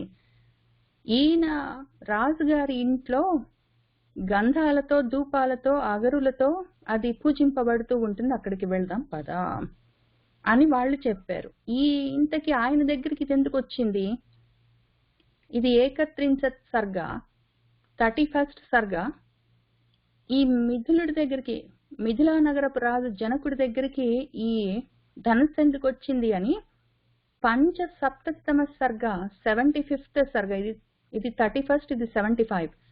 ఆ సర్గలో మన పరశురాముడు చెప్తాడు ఈ కథ. దాన్ని ఇక్కడ కలుపుకొని చూసుకుందాం. అసలు ఈ మిథిలా నగరపు రాజు జనకుడి దగ్గర ఈ ధనుస్సు ఎందుకు వచ్చింది అంటే, ఒకానొక సమయంలో అడిగితే దేవతలు ఇచ్చారు, దాన్ని చూడొచ్చు, మేము అక్కడికి వెళ్తున్నాం, ఆయన యజ్ఞం చేసుకుంటున్నాడు, నువ్వు వస్తే మాతో పాటు అక్కడ చూడొచ్చు అని రాముడికి చెప్పారు. ఆ ధనుస్సు అసలు దాని అంతకన్నా ముందు స్టోరీ ఏమి అంటే, ఈ మిథిలా నగరపు రాజుకి దేవతలు ఇచ్చే కన్నా ముందు అసలు దేవతల దగ్గరికి అది ఎట్లా వచ్చింది అంటే, అసలు దేవతలే ఈ 2 శ్రేష్టమైన, దృఢమైన, దివ్యమైన, విశ్వకర్మ చేత తయారు చెయ్యబడ్డ బలమైన, ముఖ్యమైన ధనుస్సులు 2 త్రిపురాగ్నాలే, త్రిపురాలను నశింపచేయగలిగినవే. ఆ రెండిట్లో ఒకదాన్ని దేవతలు యుద్ధానికి ఇష్టపడుతున్నవాడు ఆ త్రిపురాసుర సంహారం చేయదలుచుకుంటున్న సమయంలో శివుడికి ఇచ్చారు, అందుకోసం దాన్ని సృష్టించారు. అట్లా ఆడితే ఇంకొక దాన్ని తయారు చేసి విష్ణువుకి ఇచ్చారు. ఆ విష్ణు దగ్గరున్న ధనస్సు, శివుడి దగ్గరున్న ధనస్సు 2 సమాన సారం, 2 ఒక్కటే లాంటివి. ఆ 2 అవే పనులు చేస్తాయి, 2 త్రిపురాలను తీసేస్తాయి. మళ్ళీ త్రిపురాలు అనగానే ఇది మొత్తం కథగా ఒకసారి చెప్పి మళ్ళీ మన సాధనగా ఒకసారి చెప్పేందుకు ఎక్కువ సమయం లేదు కాబట్టి ఇప్పుడే చెప్తాను. త్రిపురాలు అంటే మనకి స్థూల సూక్ష్మ కారణాలు కాక 3 కాలాలు, 3 అవస్థలు, ఇంక అన్ని 3 మూళ్ళన్న త్రిపుటులన్నీ, ఇంక మొత్తం లలితా శాస్త్రం అంతా. వాటన్నిటినీ తీసేసే శక్తి రెండిటికి ఉన్నది. అందులో ఒకటి శివుడి దగ్గర ఉంది, ఒకటి విష్ణువు దగ్గర ఉంది. దేవతలే తయారు చేసి వీళ్ళకి ఇచ్చారు. ఇప్పుడు ఏం జరిగింది, ఒకానొక సమయంలో ఆ ఇద్దరిలో, శివుల్లో, శితికంఠుల్లో, విష్ణువులో ఎవరికి ఎక్కువ బలం ఉందో చూద్దాం. వాళ్ళ యొక్క బల అబల నిరీక్ష, బలం ఎవరిది, అబలం ఎవరిది, అది చూద్దాము. నిరీక్ష అంటే చూద్దాము అని పితామహుణ్ణి అడిగారట ఒకానొక సమయంలో. పితామహుడు బ్రహ్మగారు సరేనని ఆ అభిప్రాయం, వాళ్ళ దేవతల అభిప్రాయం తెలుసుకుని వాళ్ళిద్దరి మధ్యలో, శివుడికి విష్ణువుకి మధ్యలో ఆ విరోధాన్ని కలిగించాడు. పరస్పరము జిగీష, వాళ్ళకి జేతుమిచ్చ, జయించాలన్న కోరిక ఉన్న వాళ్ళిద్దరూ, ఆ శితికంఠుడు విష్ణువు ఇద్దరు రోమ హర్షణము, ఒళ్ళు గగురు పొడిచేలాంటి గొప్ప యుద్ధాన్ని చేసుకున్నారు. ఆ సమయంలో ఏం జరిగింది, విష్ణువు హుంకారం చేసేసరికి ఆ శివధనస్సు జృంభితం, అది విచ్చుకుంది. విచ్చుకునేసరికి త్రిలోచనుడు స్తంభించిపోయాడు. వీళ్ళిద్దరూ గొడవ పడుతున్నప్పుడు విష్ణువు శివధనుస్సుని జృంభింపజేయడం ఏంటి, శివుడు స్తంభించడం ఏంటి అంటే, విష్ణువు వ్యాపకత్వం, వ్యాపించడము. ఆయన వ్యాపిస్తేనే విశ్వం అవుతుంది. విశ్వం విష్ణు వషట్కార అని మళ్ళీ విష్ణు శాస్త్రం చదివినప్పుడు అదంతా చదువుకున్నాము. వ్యాపిస్తూ విష్ణువు అవుతాడు. వ్యాపించకుండా గడ్డగడితే అప్పుడు శివుడు అవుతాడు. కదలకుండా ఉంటే శివం కదా, కదలకుండా ఉంటే శివము, కదిలి వ్యాపిస్తే విష్ణువు. ఆ రెండిటికి త్రిపురాలని తీసేసే శక్తి ఉన్నది. ఎట్లా ఉన్నదో చూద్దాము. ఇప్పుడు శివుడికైతే త్రిపురాసుల్ని తీసేసే శక్తి ఎట్లయినా ఉంది. ఆయన శివం అంటే మనసు కదలకుండా ఉంది అంటే ముల్లోకాలు లేకుండా పోతాయి మొత్తమే. ఆ త్రిపురాల్లో ముల్లోకాలు కూడా ఒకటి కదా, ఆ త్రిపుటుల్లో అదొకటి. 3 లోకాలకు మొత్తం అన్ని ఏమీ లేకుండా పోతాయి. 3 శరీరాలు ఉండవు, 3 లోకాలు ఉండవు, 3 కాలాలు ఉండవు, 3 అవస్థలు ఉండవు, ఏ 3 ఉండవు. ఒక్కటే ఉంటుంది, అద్వితీయంగా, అద్వైతంగా, ఏకంగా, కేవలంగా ఒకటి ఉంటుంది ఇంకప్పుడు. కాబట్టి శివుడు ఉంటే త్రిపురాగ్నమవుతుందని మనకు ఆల్రెడీ తెలుసు. విష్ణువు ఉంటే ఎట్లా అవుతుందో తర్వాత చూద్దాం, పరశురాముడు వచ్చిన తర్వాత. ఇంతకు ఇక్కడేం జరిగింది, వ్యాపించడం మొదలుపెట్టినప్పుడు, ఇంకా శివుడికైనా విష్ణువుకైనా కాదు, వ్యాపకత్వం మొదలైనప్పుడు శివుడి మనసు కదిలింది, అది సంకల్పమైంది. సంకల్పంగా మనసు కదలగానే, శివుడికి సంకల్పం కదలగానే ఏమైంది, ఆయన 2 అవుతుంది. 2 అయ్యి ఒకటి శివం ఒకటి పార్వతి అయినప్పుడు, ఒకటి పురుషుడు ఒకటి పార్వతి ప్రకృతి అయినప్పుడు, ఆ పురుష ప్రకృతులు ఉన్నప్పుడు వ్యాపించింది విశ్వంగా నిలబడి ఉంటుంది కదా, ప్రకృతి ఉన్నప్పుడు విశ్వం ఉంటున్నప్పుడు. ఇంకింతే విషయం. కాబట్టి విజృంభితం, అది విజృంభించి అది ఎక్స్పాండ్ అయినప్పుడు శివం ఏమైంది, స్తంభించిపోయింది. ఇంకా శివం లేదు అక్కడ.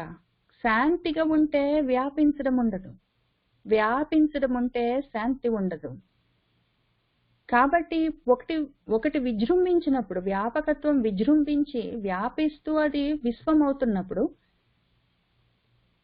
దానికి స్థితి కూడా అవసరం ఉంటుంది.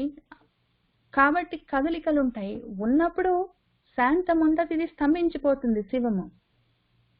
ఆ రకంగా జరిగింది.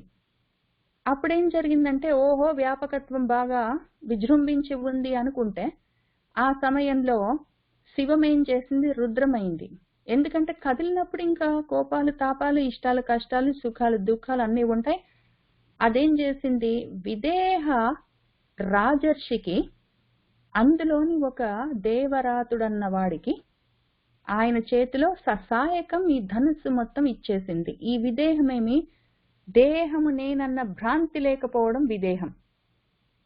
ఈ శరీరమే నేను అన్న భ్రాంతి లేని రాజ ఋషులలో ఒక ఆయన దేవరాతుడు, దేవతల చేత రక్షింపబడ్డవాడు. మనము విష్ణురాతుడు, బ్రహ్మరాతుడు అని భాగవతంలో చూసుకుంటూనే ఉంటాము. విష్ణురాతుడు అంటే విష్ణువు చేత రక్షింపబడ్డవాడు, లేదా విష్ణువుని తెలుసుకున్నవాడు. రాతుడు అంటే తెలుసుకున్నవాడు. ఆ దాన్ని తెలుసుకున్నవాడు, విజ్ఞానాన్ని తెలుసుకున్నాడు, జ్ఞానాన్ని తెలుసుకున్నవాడు విష్ణురాతుడు. బ్రహ్మాన్ని తెలుసుకున్నవాడు బ్రహ్మరాతుడు. ఇక్కడ దైవాన్ని తెలుసుకున్నవాడు దేవరాతుడు. ఆయనకి దేహం నేనన్న భ్రాంతి లేదు, ఆయనకి ఇచ్చారు.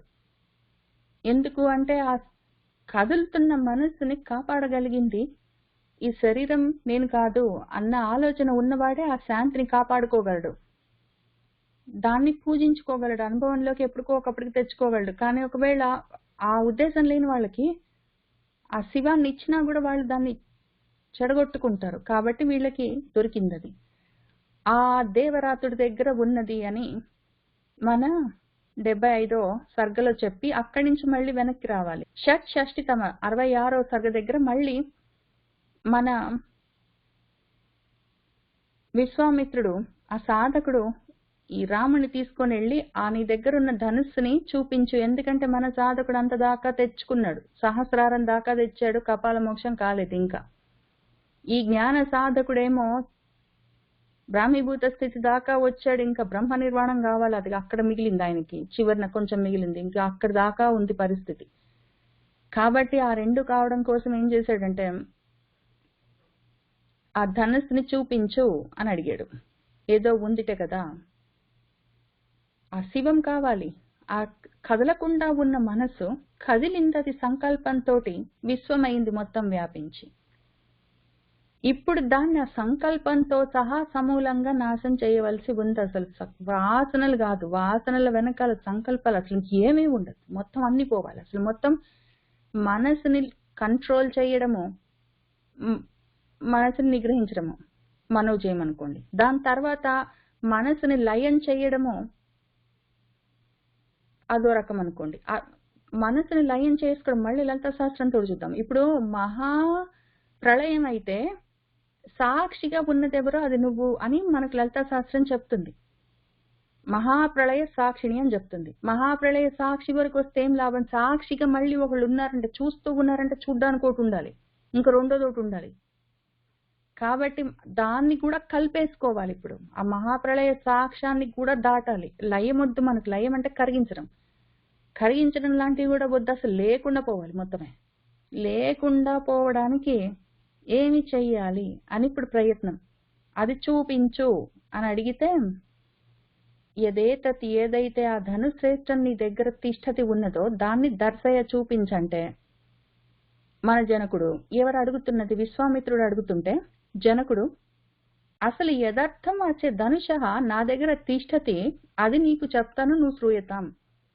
నీ దగ్గర ఉన్నదాన్ని చూపించంటే నా దగ్గర అసలు ఎందుకు ఉందో చెప్తాను, నువ్వు విను అని అక్కడి నుంచి మొదలు పెట్టారు ఆయన. ఇదిగో ఒకానొక సమయంలో నిమి అని ఒక ఆయన ఉన్నాడు, మా వంశకర్త. ఆయన ఎవరు? విశ్వామిత్రుడి వంశకర్త ఎవరు? కుశుడు, భూమి నుంచి వచ్చినవాడు. ఈయన నిమి, కళ్ళు మూసుకున్నవాడు. అనిమిషం అంటే కళ్ళు తెరుచుకోవడం, నిమి అంటే మూసుకోవడం, అంటే అజ్ఞానంలోకి వచ్చిన జారినవాడు. ఆయన నుంచి 6వ వాడు దేవరాతుడు అని ఒక ఆయన ఉన్నాడు. ఆయనకి ఇచ్చారు ఈ ధనుస్సుని. ఎందుకు, ఎప్పుడు ఇచ్చారు ఈయనకి ఇంతవరకు తెలుసు. ఒకానొక సమయంలో దేవతలు తయారు చేసే విశ్వకర్మ చేత తయారు చేయించి ఒకటి శివుడికి ఒకటి విష్ణువుకి ఇచ్చారు అని మన కథలో మనకు ముందు విషయం తెలుసు. వాళ్ళిద్దరు యుద్ధం చేసుకున్నారు, అందులో శివుడు స్తంభించాడు, ఆ తర్వాత దాన్ని దేవరాతుడికి ఇచ్చాడు. ఎందుకు ఇచ్చాడు, ఎప్పుడు ఇచ్చాడు? ఒకానొక సమయంలో దక్ష యజ్ఞం జరుగుతుంది. ఆ సమయంలో దక్ష యజ్ఞం జరుగుతున్న సమయంలో ఈ యజ్ఞం చేస్తున్న ఆయన దక్షుడు శివుణ్ణి పిలవకుండా నీరీశ్వర యాగం చేసుకున్నాడు. ఎందుకు చేస్తారు? మనసు కదిలింది, అక్కడ మనసు కదిలింది, శివం స్తంభించింది. శివం మనసు శాంతిగా లేదు. శాంతిగా లేని మనసుతోటి, కదులుతున్న మనసుతోటి ఏం చేస్తాము? దక్షతతోటి కర్మలు చేస్తాము, యజ్ఞాలు కర్మలు చేసుకుంటూ తిరుగుతాము. కర్మలు చేస్తున్న సమయంలో మనశ్శాంతి ఎక్కడుంది మనకి? ఇప్పుడు పనులు చేస్తాం, ఆఫీస్ పనులు అంటాం, ఇంట్లో పనులు అంటాం, బయట పనులు అంటాం, ఏంటో అంటాం, పనులు చేసుకుంటూ తిరుగుతాము. శాంతిగా ఉంటామా? ఉండం కదా. కాబట్టి శాంతి లేకుండా ఏవో కర్మలు జరుగుతున్నాయని అర్థం. దక్ష యజ్ఞంలో నిరీశ్వర యాగం అంటే, దక్షుడు నిరీశ్వర యాగం చేసుకుంటున్నాడు అంటే శాంతి లేకుండా కర్మలు చేసుకుంటున్నాడు. శాంతంగా ఒక చోట ప్రశాంతిగా కూర్చోడు, కర్మలు చేస్తుంటాడు. చేస్తున్న సమయంలో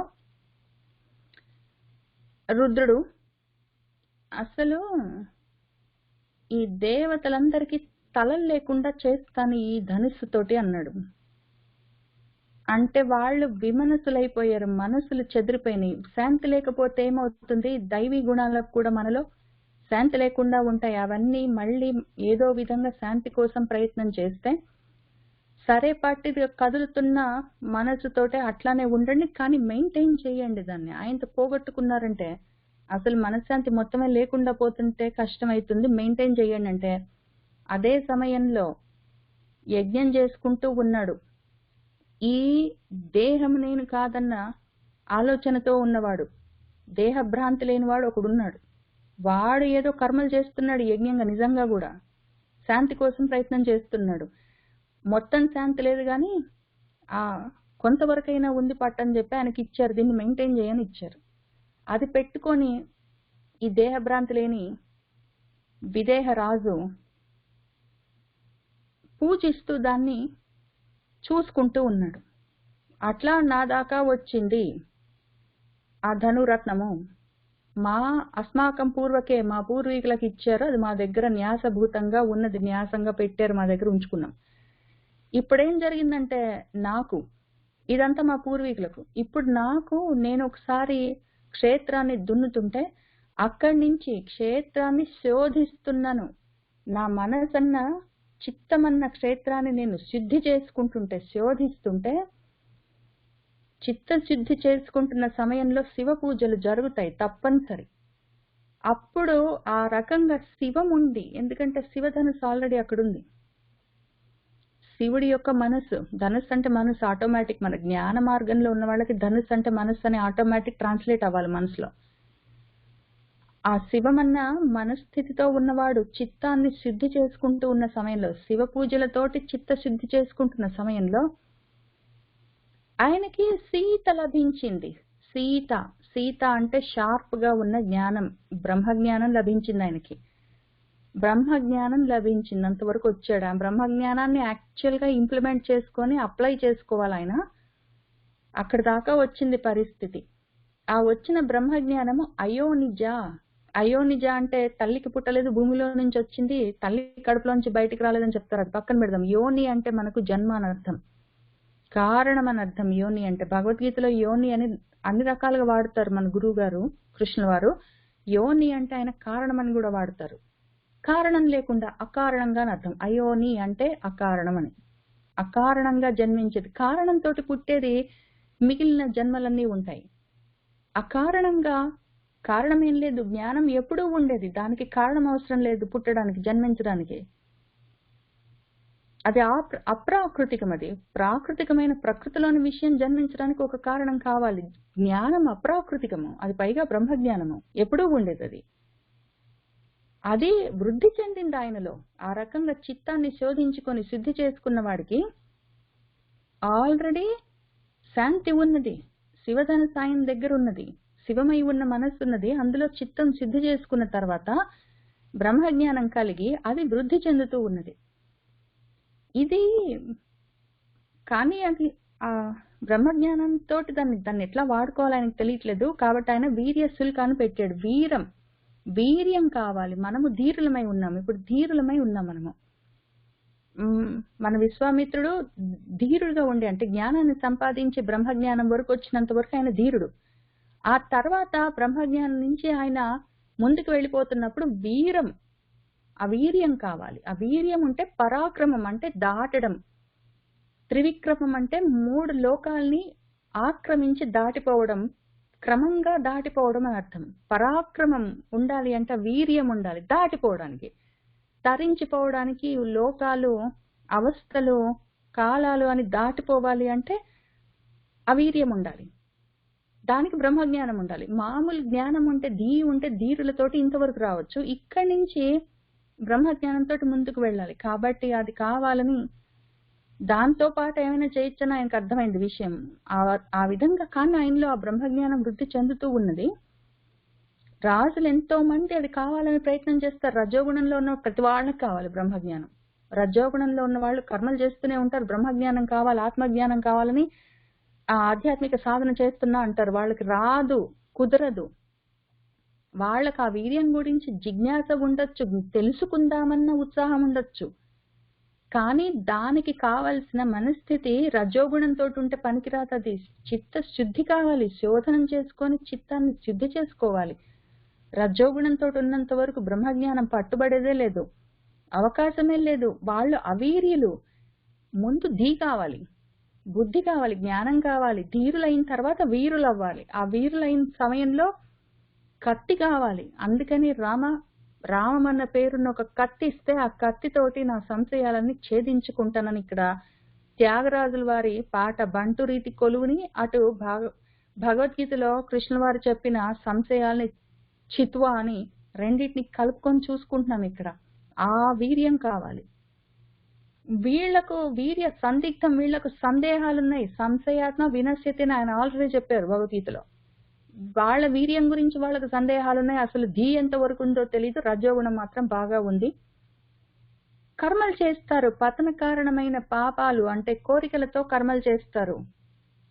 భగ్నం అవుతుంటారు. వాళ్ళు ఆ మార్గంలో నిలబడలేరు, జారిపోతుంటారు. ఆ విధంగా తరమబడి దిక్కులకు పారిపోతున్న వాళ్ళు ఉన్నారు. ఇదిగో ఇంత కదయ్యా ఆ ధనుస్సు. దాన్ని ఒకవేళ ఎక్కువ పెట్టావంటే, నారి తొడిగావంటే, ఎవరు తొరిగితే వాళ్ళకి ఈ అయోనిజను బ్రహ్మజ్ఞానాన్ని, ఆ సీతను నేను ఇస్తాను అన్నాడు. అంతా విని మన విశ్వామిత్రుడు, ఈయనొక సాధకుడు.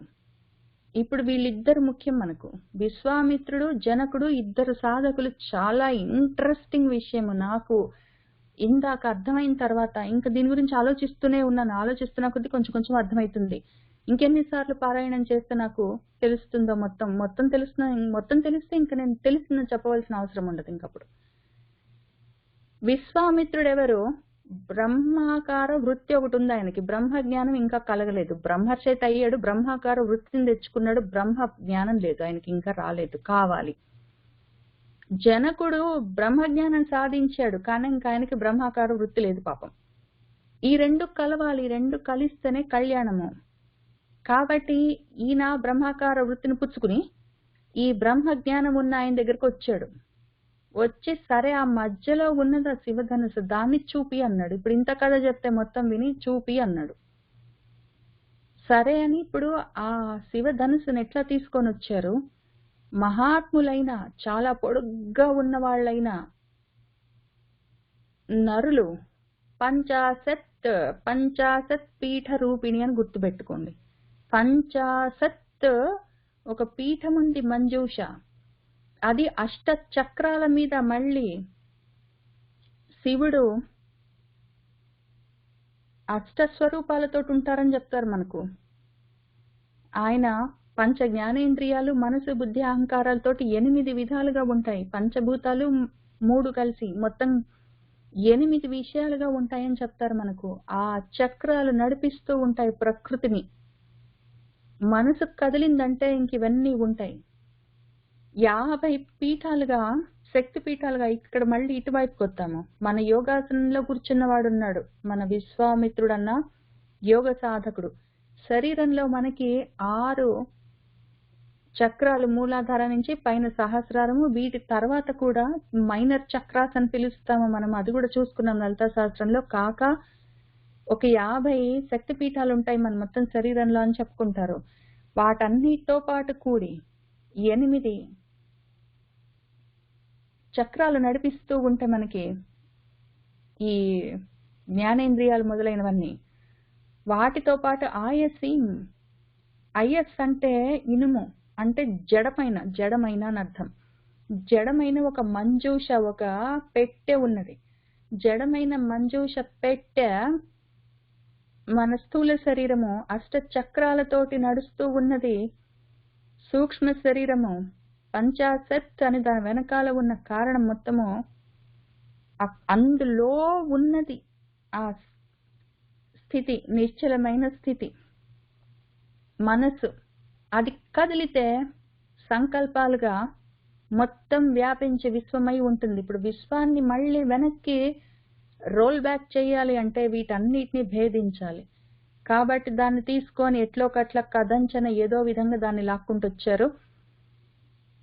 ఇటు సైడ్ మన బ్రహ్మాకార వృత్తి చూద్దాం ముందు. ఆ బ్రహ్మాకార వృత్తి ఆ మంజూషని అపావృత్య తెరిచి అవలీలగా ఆ ధనుస్సును మధ్యలో పట్టుకుని ఎంతో మంది రాజులు చూస్తూ ఉండగా లీలగా ఆ ధనుస్సుని ఎక్కుపెట్టి నారి తొడిగి దాన్ని చెవుదాకా ఆశాంతము లాగి పూరయామాస దాన్ని పెళ్ళున విరిచేశాడు బభంజ. ఎందుకు అంటే ఆ మనసు ఉన్నది అంటే కదులుతుంది, అది కదిలిందంటే వ్యాపించి విశ్వం అవుతుంది, అది ఇంకా విష్ణువు అవుతుంది, విశ్వం అవుతుంది. అందుకే ఎప్పుడు విష్ణువు ఇంతవరకు మన కథలో పైన విష్ణువుకు బలం ఎక్కువ, శివుడికి బలం ఎక్కువ అంటే ఆ సమయంలో విష్ణువుకి బలం ఎక్కువ. అది కదిలింది, మనసు కదిలేది విష్ణువై, అది వ్యాపించి అది విశ్వమైంది. ఆ విశ్వంలో మనవాడు పాపము విశ్వానికి ముందు మిత్రుడై ఉన్నాడు, తర్వాత విశ్వానికి అమిత్రుడయ్యాడు, దానికి వెనక్కి తిరిగాడు. విశ్వం వద్దనుకున్నాడు, వెనక్కి తిరిగాడు. ఇప్పుడు విశ్వానికి మిత్రమేమి? మిత్ర మిత్ర అరి సుహృత్ మధ్యస్థ ఉదాసీన అరి అని ఇవన్నీ పెట్టుకుంటే కష్టమైతుంది. అన్ని సమంగా చూడు అని చెప్పారు కదా భగవద్గీతలో. మిత్ర లేదు, అరి లేదు, మిత్ర రెండు లేవు, మిత్ర లేదు, అమిత్ర లేదు. ఇంతకుముందు పాపం ఆ విశ్వంలో ఉన్నాడు, ఆయన మనసు కదిలేది, సంకల్పమయ్యది విష్ణువై వ్యాపించి విశ్వమై కూర్చుంటే దానికి ఈయన మిత్రుడు అనుకున్నాడు, తర్వాత మిత్రుడు ఆడనుకున్నాడు, దానికి ముందన్నాడు, వెనకన్నాడు, లోపలికన్నాడు, పైకన్నాడు. ఇప్పుడు ఏమైంది? అవి ఇవి వద్దు, మొత్తం బభంజ, మొత్తం విశ్వం భేదించుకుని పోయింది, ఆయనకి ఇంకా లేకుండా పోయింది. ఎట్లా? ఆ బ్రహ్మాకార వృత్తిని బ్రహ్మజ్ఞానంతో కలిపేసుకున్నాడు ఆయన. కలపడం వల్ల అది మొత్తం భేదించుకుని పోయింది, మనసు లేకుండా పోయింది. కాబట్టి మనసు లేకపోతే ప్రపంచం మొత్తం ముల్లోకాలు లేవు, మనసు లేకపోతే ముల్లోకాలు లేవు, లోకాలు లేకపోతే మళ్ళీ ఆయన తిరిగి వచ్చేది లేదు జన్మల్లోకి. ఇక్కడ ఏం జరిగింది? అప్పుడు వెంటనే మన జనకుడు ఆ సీత మే సుత నేను కన్నాను, ఆయన కన్నాడు. కనడం అంటే కడుపులో నుంచి కనడం కాదు, అది అసలే అయోనిజ అకారణంగా ఉండేది, అది బ్రహ్మజ్ఞానం, అది జ్ఞానం. నా కడుపులోంచి వచ్చిన సుత కాదు, నేను కన్నాను, నా కళ్ళ నేను తెలుసుకున్నాను. పశ్య అంటారు ఆయన భగవద్గీతలో.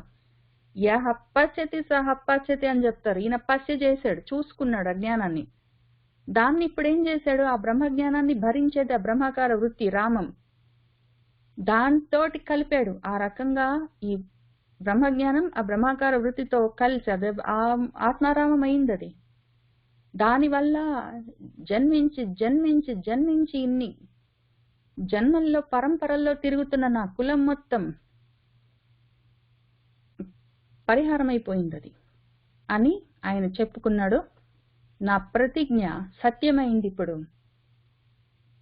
ఇంకా సీతను రాముడికి ఇస్తున్నానని అనుకున్నాడు. ఇప్పుడు ఇద్దరున్నారు, మనకిద్దరు ఒకటేసారి మొదలు పెట్టుకున్నారు. విశ్వామిత్రుడు ఆయన దగ్గరున్న బ్రహ్మాకార వృత్తిని తెచ్చుకున్నాడు, జనకుడు ఆయన దగ్గరున్న బ్రహ్మజ్ఞానాన్ని పెట్టుకున్నాడు. ఇద్దరు కలిసి ఆ మనసుని ఒక్కటేసారి భేదించారు.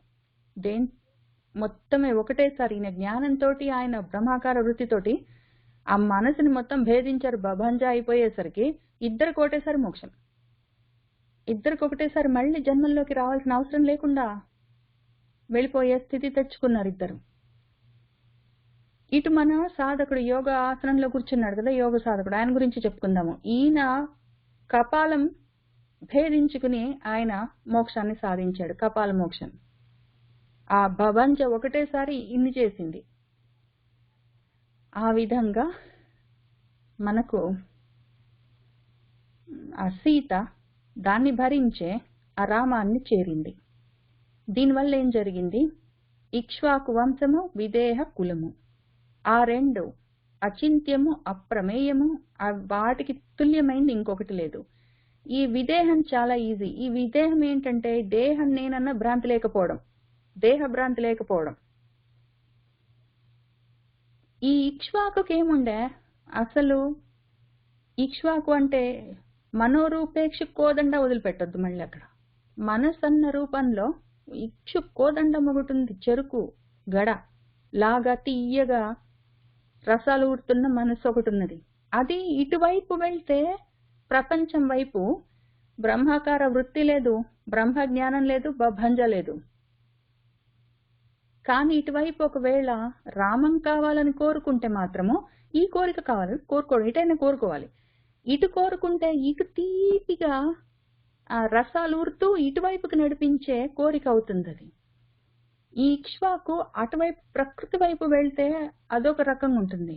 ఇటువైపు అలోకానికి వెళ్తే అది లోకం వైపుకైనా వెళ్ళొచ్చు, అలోకం వైపుకైనా వెళ్ళొచ్చు. ఇప్పుడు ఇది అలోకం వైపుకు వెళ్ళింది, అది విదేహంతో కలిసింది. కాబట్టి ఆ విదేహంతో ఒకవేళ అలోకమైన ఆలోచన కలిసిందంటే అచింత్యం ఇంకా అచింత్యం, అగ్రాహ్యం, అప్రమేయం అని భగవద్గీతలో విష్ణు సహస్రనామంలో చెప్పిన విషయాలన్నీ ఇంకా అదే. ఇంకా డిఫైన్ చేయడానికి వీలు లేని పరమాత్మ పదార్థం, దాన్ని దాటిన పరబ్రహ్మ పదార్థం అది. దానికి తుల్యము ఇంకొకటి లేదు, దాని లాంటిది ఇంకోటి ఎట్లా ఉంటుంది? అది ఒకటే ఉంటుంది. అది అనన్యం, అద్వైతం, అద్వితీయం, అది ఏకం ఏకం.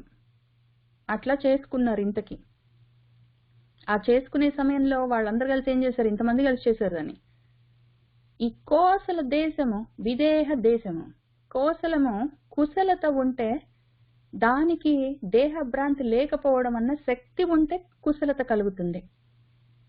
శత్రువులని అరిషడ్వర్గాలు అవన్నీ చెప్పుకున్నాం మనం. వాటిని మదనం చేయగలిగిన శక్తి ఉంటే శత్రు దుర్భేద్యమైన అయోధ్యగా మారొచ్చు. ఇంకప్పుడు బ్రహ్మజ్ఞానం కలిగితే ఆత్మారామత్వం పొందొచ్చు. షడూర్ములను దాటే జ్ఞానం కలిగితే ఆ లక్ష్యం మీద గురి జారకుండా ఉంచుకోవచ్చు. ఊర్మిళ అంటే షడూర్ములని లేవనుకోవడం, లేకుండా చేసే జ్ఞానం. మాండవి అంటే మండనం, అంటే ప్రకాశించడము. ఆ ప్రకాశిస్తున్న జ్ఞానం ఉంటే జ్ఞానం మీద రతి కలుగుతుంది, జిజ్ఞాస కలుగుతుంది. శృతుల గురించిన జ్ఞానం ఉంటే శత్రు సంహారం చేసి అరిషడ్వర్గాల్ని భేదించే శక్తి కలుగుతుంది. ఇవన్నీ ఇటువైపు ఉన్నవన్నీ శక్తులు, ఇటువైపు ఉన్నవన్నీ ఆ లక్షణాలు. విగత దేహభ్రాంతి లేకపోవటం వల్ల కుశలత కలుగుతుంది. బ్రహ్మజ్ఞానం, బ్రహ్మాకార వృత్తులు సంపాదించుకోవచ్చు.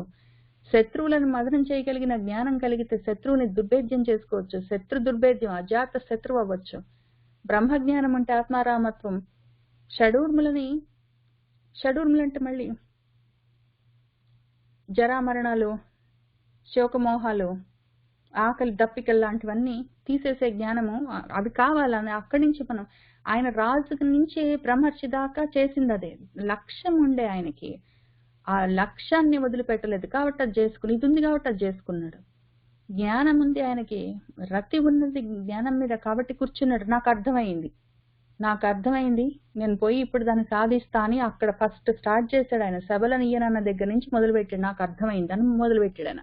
జ్ఞానం అక్కడ అంకురించింది ఆయనకి, ఆ జిజ్ఞాస కలిగింది. అందుకని వేద జ్ఞానంతో శత్రు సంహారం చేసుకున్నాడు. నాకు మొత్తం వేదాలన్నీ కావాలి, ఓంకారాలు, వషట్కారాలు అన్నాడు. అవన్నీ వస్తే ఏం జరిగింది ఆయనకి? దానివల్ల ఈ జిజ్ఞాస, దానివల్ల లక్ష్యాన్ని వదిలిపెట్టకుండా ఆత్మారామత్వాన్ని ఆయన సాధించుకున్నాడు. ఆ కుశలత అంతా అందువల్ల కలిగింది. అవన్నీ కలిపేసుకున్నారు, వాళ్ళందరూ కలిసి చేసుకున్నారు. వేరువేరుగా కనిపిస్తున్నదంతా ఒకటే పదార్థము. ఈ విధంగా రాత్రి, చీకటి, నిశ, అజ్ఞానము, అంధకారము, వీటన్నిటిలో నుంచి ఆయన వెలుగుల్లోకి, జ్ఞానంలోకి వెళ్ళిపోయాడు. రాత్రిని దాటాడు ఆయన, ఉత్తరించిపోయాడు. ఇంకా తతార కూడా కాదు, ఉత్తరం అయిపోయింది. ఇంకా మళ్ళీ ఆయన తరించడం అంటే ఈదుతూ ఉండడం అని అర్థం. ఎన్నాళ్ళు ఈదుతాడు ఆయన? తరించేశాడు, దాటేశాడు, గట్టెక్కేశాడు, అయిపోయింది. ఆయన మహాప్రస్థానం ముగిసింది. మన గురువు గారిది ఆయన పారాయణం ముగిసింది. నా పారాయణ నడుస్తూ ఉన్నది. అది అక్కడికైనాక ఇంకొక ఆయన ఉన్నాడు పాపం. ఆ ఒక్క బాణాన్ని అక్కడ బబంజ చేసుకున్నారు ఇద్దరు కలిసి. వీళ్ళిద్దరు కలిసి టీమ్, ఆ విశ్వామిత్రుడు, జనకుడు. ఆయన ఒకటి, ఈయనొకటి తెచ్చుకున్నాడు. మధ్యలో వాళ్ళ దగ్గర ఒకటి ఉంది, ఆ మనసు ఒకటి ఉంది. ఇద్దరు కలిసి దాన్ని బబంజ చేసుకున్నారు. వాళ్ళిద్దరు దాటిపోయారు. వాళ్ళు తతారా చేసిన తర్వాత, వాళ్ళు మొత్తం ఉత్తరం అయిపోయిన తర్వాత ఇంకొకటి ఉన్నది కదా. ఈ రెండు దివ్యమైన, శ్రేష్టమైన, దృఢమైన, విశ్వకర్మ చేత తయారైన ధనుస్సులున్నాయని చెప్పుకుంటూ తిరుగుతున్నాయని ఒక ఆయన ఉన్నాడు. ఒకటి ఆ త్రయంబకుడికి ఇస్తే దాన్ని ఆయన దేవరాతుడికి ఇచ్చాడు. దేవరాతుడు జనకుల వంశంలో ఆ విదేహ కులంలో ఉన్నది, అది బబంజ అయిపోయింది. ఇప్పుడు ఇంకొకటి ఉన్నది, ఇది వ్యాపిస్తూ వ్యాపిస్తూ విష్ణువై వ్యాపిస్తూ విశ్వమై నిలబడి ఉన్నది. అది నడుస్తూ ఉన్నది, ఉత్తగా నిలబడలేదు, నడుస్తూ ఉన్నది చక్రాల మీద. ఇప్పుడు దాన్ని ఏం చెయ్యాలి? ఎన్ని చక్రాలు? కాలచక్రం, విశ్వచక్రం, భూచక్రం, అన్ని చక్రాలే, జీవన చక్రం, సంసార చక్రం, అన్ని చక్రాల మీద నడుస్తుంది. ఇప్పుడు దాన్ని ఆపాలో, నడుస్తున్న చక్రాలు ఆపితే కదా, తిరుగుడు ఆపితే ఒక చోట కూర్చుంటే వీటిని దాటుకొని బబంజ చేసిపోవచ్చు. కాబట్టి నేనేం చేశాడు, దాన్ని ఇంకా పట్టుకొని పరిగెత్తుకుంటూ వచ్చాడు. ఇదిగో ఇది రెండోది, ఈ ద్వితీయం రెండోది సురుల చేత విష్ణువుకి ఇయ్యబడ్డది. ఆ పరపురంజయం, ఇది కూడా పరపురంజయము, ఇది కూడా త్రిపురాగ్నము, త్రిపురాసుర సంహారం చేసేది. త్రిపురాలని త్రిపుటులను, స్థూల సూక్ష్మ కారణాలు, 3 లోకాలు, 3 కాలాలు, అన్ని 3 మూళ్ళని లేపేసేది వైష్ణవం ధనుసిది. ఇది భార్గవుడికి. భార్గవం ఏమి? మళ్ళీ భార్గవం అంటే జ్ఞానము, జ్ఞానంతో భర్గం అంటే ప్రకాశం, జ్ఞాన ప్రకాశంతో కూడి ఉన్న రుచికానికి, రుక్ అంటే వేదము, వేదాలకి, వేద జ్ఞానం కలిగిన వాళ్ళకి అది దొరికింది ఆ వైష్ణవం. ఎందుకంటే యజ్ఞాలు చేయవలసి ఉంటుంది. యజ్ఞో వై విష్ణువు అని ఆ యజ్ఞాలు చేస్తూ ఉండాలి, కర్మలు చేస్తూ ఉండాలి, కానీ యజ్ఞంగా చేస్తూ ఉండాలి. అవన్నీ వైష్ణవము వ్యాపించి ఉండాలి. అది జరుగుతూ ఉంటేనే చక్రం తిరుగుతూ ఉంటుంది. అందుకే విష్ణువు చక్రం పెట్టుకొని తిరుగుతూ ఉంటాడు, తిప్పుతూ ఉంటాను. యంత్రారూఢాయ మాయయా అని చెప్పాడు భగవద్గీతలో మళ్ళీ. కాబట్టి ఆ రుక్కుకి ఇచ్చారు. ఆ రుక్కు నుంచి ఆయన నుంచి వచ్చిన జమదగ్ని అది వేదాల్లో ఆహుతులను పుచ్చుకునే అగ్ని, వేదాగ్ని అని అర్థం. జమదగ్ని అంటే వేదాగ్ని, ఆ యజ్ఞాగ్ని, యాగాగ్ని, యజ్ఞాగ్ని అని అర్థం. యజ్ఞంగా కర్మలు చేస్తూ ఉన్నారు, అందులో ఉన్న అగ్ని. అక్కడి నుంచి అది జామదగ్నమైంది, జామదగ్నానికి వచ్చింది.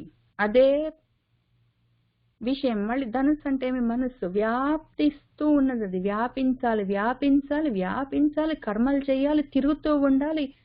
మొత్తం ప్రపంచమంతా నాదే, విశ్వమంతా నాదే అనుకుంటూ తిరిగే ఆ మనస్తత్వం పెరుగుతూ ఉన్నది. ఎంత లెవెల్కి వెళ్ళిపోయింది? కర్మలు చేస్తూ జాతం క్షత్రం మొత్తం ఉత్సాదయన్ రోషాత్, ఇంకా రోషాలు, ఇంకా దారుణాలు, రోషాలు క్షాత్రాలకు వచ్చింది. ఇదేమైంది? భార్గవము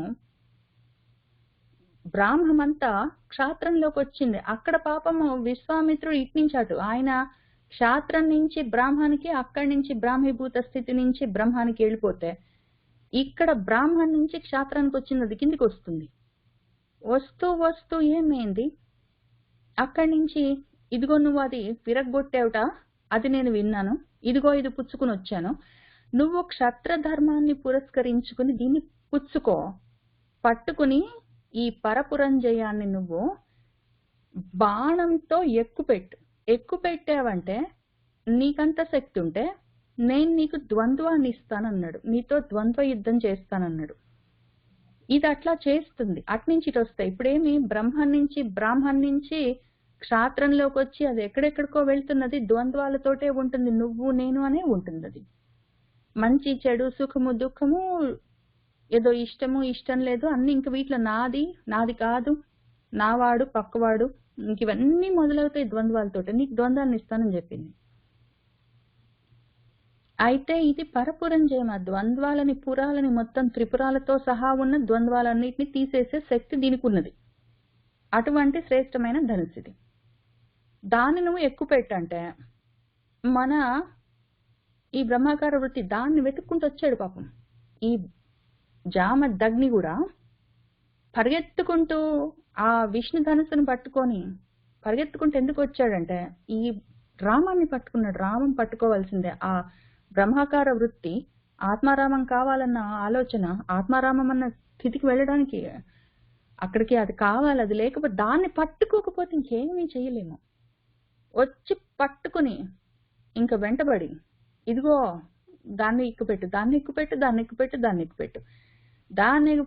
ఎక్కుపెడతా, ఆ రామం ఏం చేసింది? రాఘవంగా, వేగంగా, లాఘవంగా వేగంగా ఆ రామము ఆ భార్గవం నుంచి ఆ శరాన్ని, ఆ ఆసనాన్ని, బాణాన్ని, వీంటిని పుచ్చుకుని ధనుస్సుని ఎత్తిపెట్టి దానికి నారి తొడిగి బాణాన్ని దానికి సంధించి నిలబడి ఇంకా నీకు నాతోటి ద్వంద్వ యుద్ధం చేసే ఆప్షన్ ఇస్తానంటే దీనికి ఆప్షన్స్ లేవు. ఈ రామానికి ఆప్షన్స్ లేదు. ఒకటే సింగిల్ పాయింట్ ప్రోగ్రామ్ అది ఇక్కడ బాణం వదిలితే అక్కడికి వెళ్ళిపోవాల్సిందే. మధ్యలో దానికి ఆప్షన్ లేదు.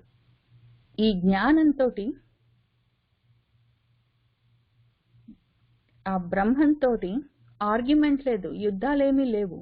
నువ్వు ఎక్కడ ఎక్కువ పెడితే నేను నీతోటి యుద్ధం చేసేందుకు, నాతో యుద్ధం చేసే అవకాశం నీకు ఇస్తాను. అంతవరకు ఎక్కడొచ్చింది కథ? ఎక్కువ పెట్టి వెంటనే ఈయన ద్వంద్వం, నాతోటి ద్వంద్వ యుద్ధం చెయ్యి, నాతోటి ద్వంద్వాలకు దిగు అని ఈయన చెప్పడానికి అవకాశం కూడా లేదు. అది ఎక్కువ పెట్టగానే వెంటనే ఆప్షన్. ఇది చాలా ముఖ్యం. ఇది జ్ఞాన మార్గంలో ఉన్నాం, మనం క్లోజ్ గా ఆలోచించుకోవాలి, క్లోజ్ గా ఫాలో కావాలి. ఆ జ్ఞానాన్ని ఎక్కువ పెడితే అది లక్ష్యాన్ని భేదిస్తుంది. అయితే విష్ణు ధనుస్సుకి, ఈ జ్ఞానానికి 2 మార్గాలు ఉంటాయి. ఒక్క మార్గము ప్రకృతి సైడ్కి వెళ్ళొచ్చు, అదే జ్ఞానం పెట్టుకొని ప్రపంచం వైపుకి వెళ్ళొచ్చు, అదే జ్ఞానం పెట్టుకుని పరం వైపుకి వెళ్ళొచ్చు. అదే జ్ఞానంతో ఇహంలో ఇక్కడ ఎంత స్వర్గాలు నరకాలు అంటూ తిరగచ్చు. అదే జ్ఞానంతో పరాన్ని సాధించవచ్చు. జ్ఞానం అదే, దాన్ని ఎట్లయినా వాడుకోవచ్చు. కాబట్టి 2 ఆప్షన్స్ ఉంటాయి అంతే ఈ జ్ఞానానికి. అది ఎక్కువ పెట్టామంటే, దానికి నారి తొడిగి శరాన్ని సంధించామంటే అది భేదించేది అటైనా ఇటైనా భేదిస్తుంది. నీకు ఏది కావాలి? ఒకవేళ నువ్వు ప్రపంచంలో తిరుగుతానన్నావంటే, ఈ లోకాలన్నీ నీకు కావాలి, ప్రపంచంలో తిరుగుతాను, భూమి మీద ఉంటాను, స్వర్గానికి వెళ్తాను, మళ్ళీ వచ్చి పుడతాను, ఇక్కడ పనులు చేస్తుంటాను, కర్మలు చేస్తుంటాను, ఇక్కడ తిరుగుతానని ఈ లోకాలు కావాలి, ఆలోకనం చేసేవి నీకు కావాలి, లోకాలు కావాలి అంటే నీకు ప్రోగ్రెస్, పాద గతి, నీ గతులుండవు. నీకు మళ్ళీ ఊర్ధ్వ గతులుండవు.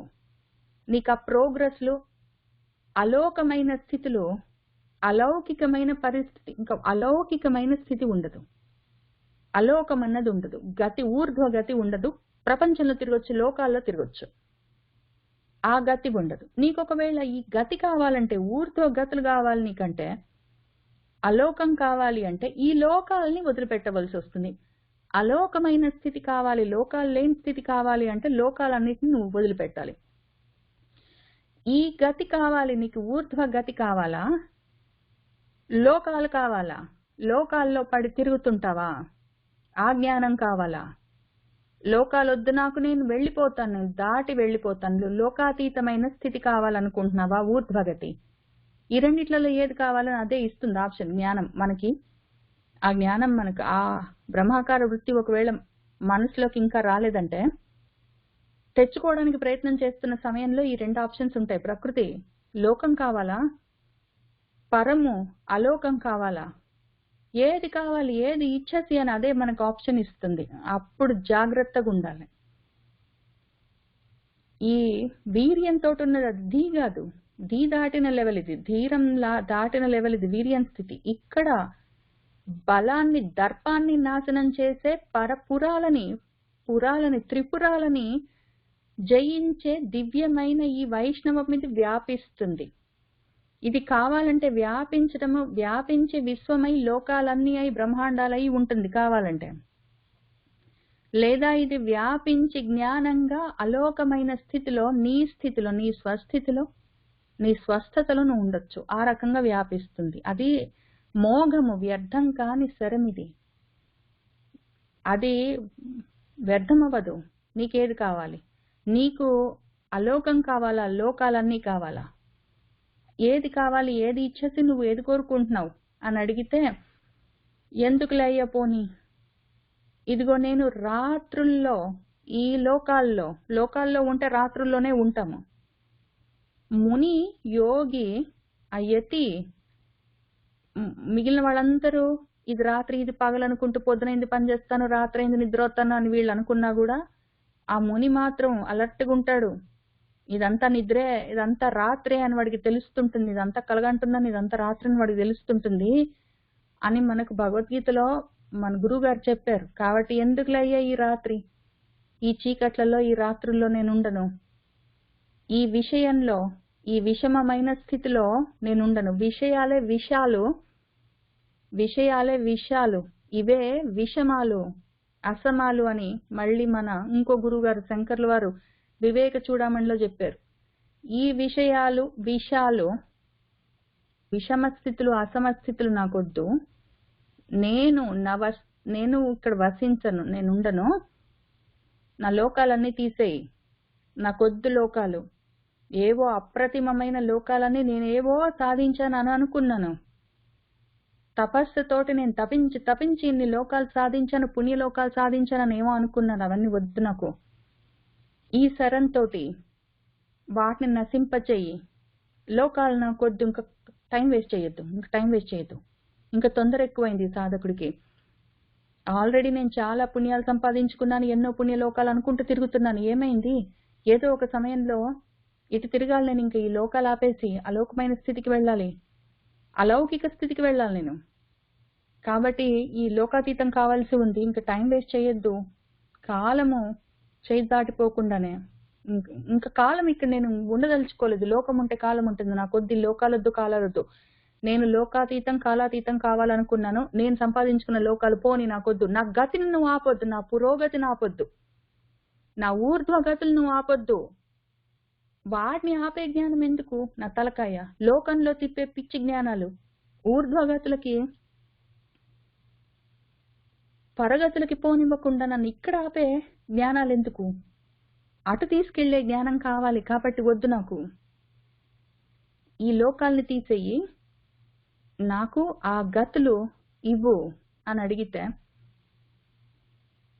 నువ్వు ఆ రకంగా ఇచ్చావంటే, నువ్వు ఆ శరాన్ని మోక్షం చేసే వదిలేవంటే, ఆ మోక్షం కలిగిందంటే ఇందులో నుంచి లోకాల్లోంచి నాకు మోక్షంగా నేను ఇంకా ఆ ఆలోచన కలిగితే, మనసులో ఈ లోకాల మీద కోరిక నాకు ముక్తమైతే నేను వదిలేశానంటే వెంటనే పోయి అచలంగా స్థిరంగా ధ్రువంగా నిశ్చలంగా పర్వతంలాగా కూర్చొని ఇంకా నేను శ్రద్ధగా తపస్సు చేసుకుంటాను, తపిస్తాను అని చెప్పుకున్నాడు. సరే అని ఆ జామదగ్న రాముడికి, ఈ జామదగ్న రాముడు ఎవరు, ఆ యజ్ఞాలుగా కర్మలన్నీ చేసుకుంటూ ఉన్నాడు, ఇంద్రియాలతోటి ఇదే ఆరామం, ఈ ప్రపంచమే ఆరామం అనుకొని ఇక్కడిక్కడ తిరుగుతున్నాడు, విశ్వానికి మిత్రుల్లాగా తిరుగుతున్నవాడు. ఇప్పుడు మొట్టమొదటిసారి విశ్వానికి అమిత్రుడయ్యాడు, వద్దు నాకు ఈ లోకాలు, నేను అటుపోతానని చెప్పాడు. ఆ రాముడు ఇంద్రియారాముడు, కర్మల్లో నిమగ్నమై ఉన్నవాడు ఇప్పుడు ఆత్మారామత్వం కోసం ప్రయత్నం మొదలుపెట్టాడు. ఆ శ్రీమంతమైన ప్రతాపవంతమైన రామాన్ని అడిగితే అది ఆ శరాన్ని వదిలింది, ఇంకా లోకాలు పోయాయని చూసుకొని అమ్మ దేవుడా బతికేని అనుకొని ఆశు వేగంగా అక్కడికి వెళ్ళి ఇంకా ఆయన సాధన మొదలు పెట్టుకుంటున్నాడు. వీళ్ళందరూ విచిత్రము. మన విశ్వామిత్ర మహర్షి ముందు ఆ బ్రహ్మాకార వృత్తి తెచ్చుకున్నారు, తర్వాత బ్రహ్మజ్ఞానంతో కలుపుకున్నారు. జనకుడు బ్రహ్మజ్ఞానాన్ని సాధించుకున్నాడు, బ్రహ్మాకార వృత్తితో కలుపుకున్నాడు. ఈయన బ్రహ్మాకార వృత్తిని చూశాడు, కానీ ఏం చేసుకోవాలో తెలియలేదు ఆయనకి, ఎందుకంటే ఆయనకి ఆ బ్రహ్మజ్ఞానం లేదు, ఇంకా ఆత్మారామత్వం ఇంకా కావాలన్న కోరిక ఇప్పుడిప్పుడు అంకురిస్తున్నది. ఎదురుగా ఉన్న ఆ బ్రహ్మాకార వృత్తి గాని ఆత్మారామం అన్న స్థితి గాని ఇంకా లేదు ఆయనకి, దాని మీద రతి ఇప్పుడే కలిగింది.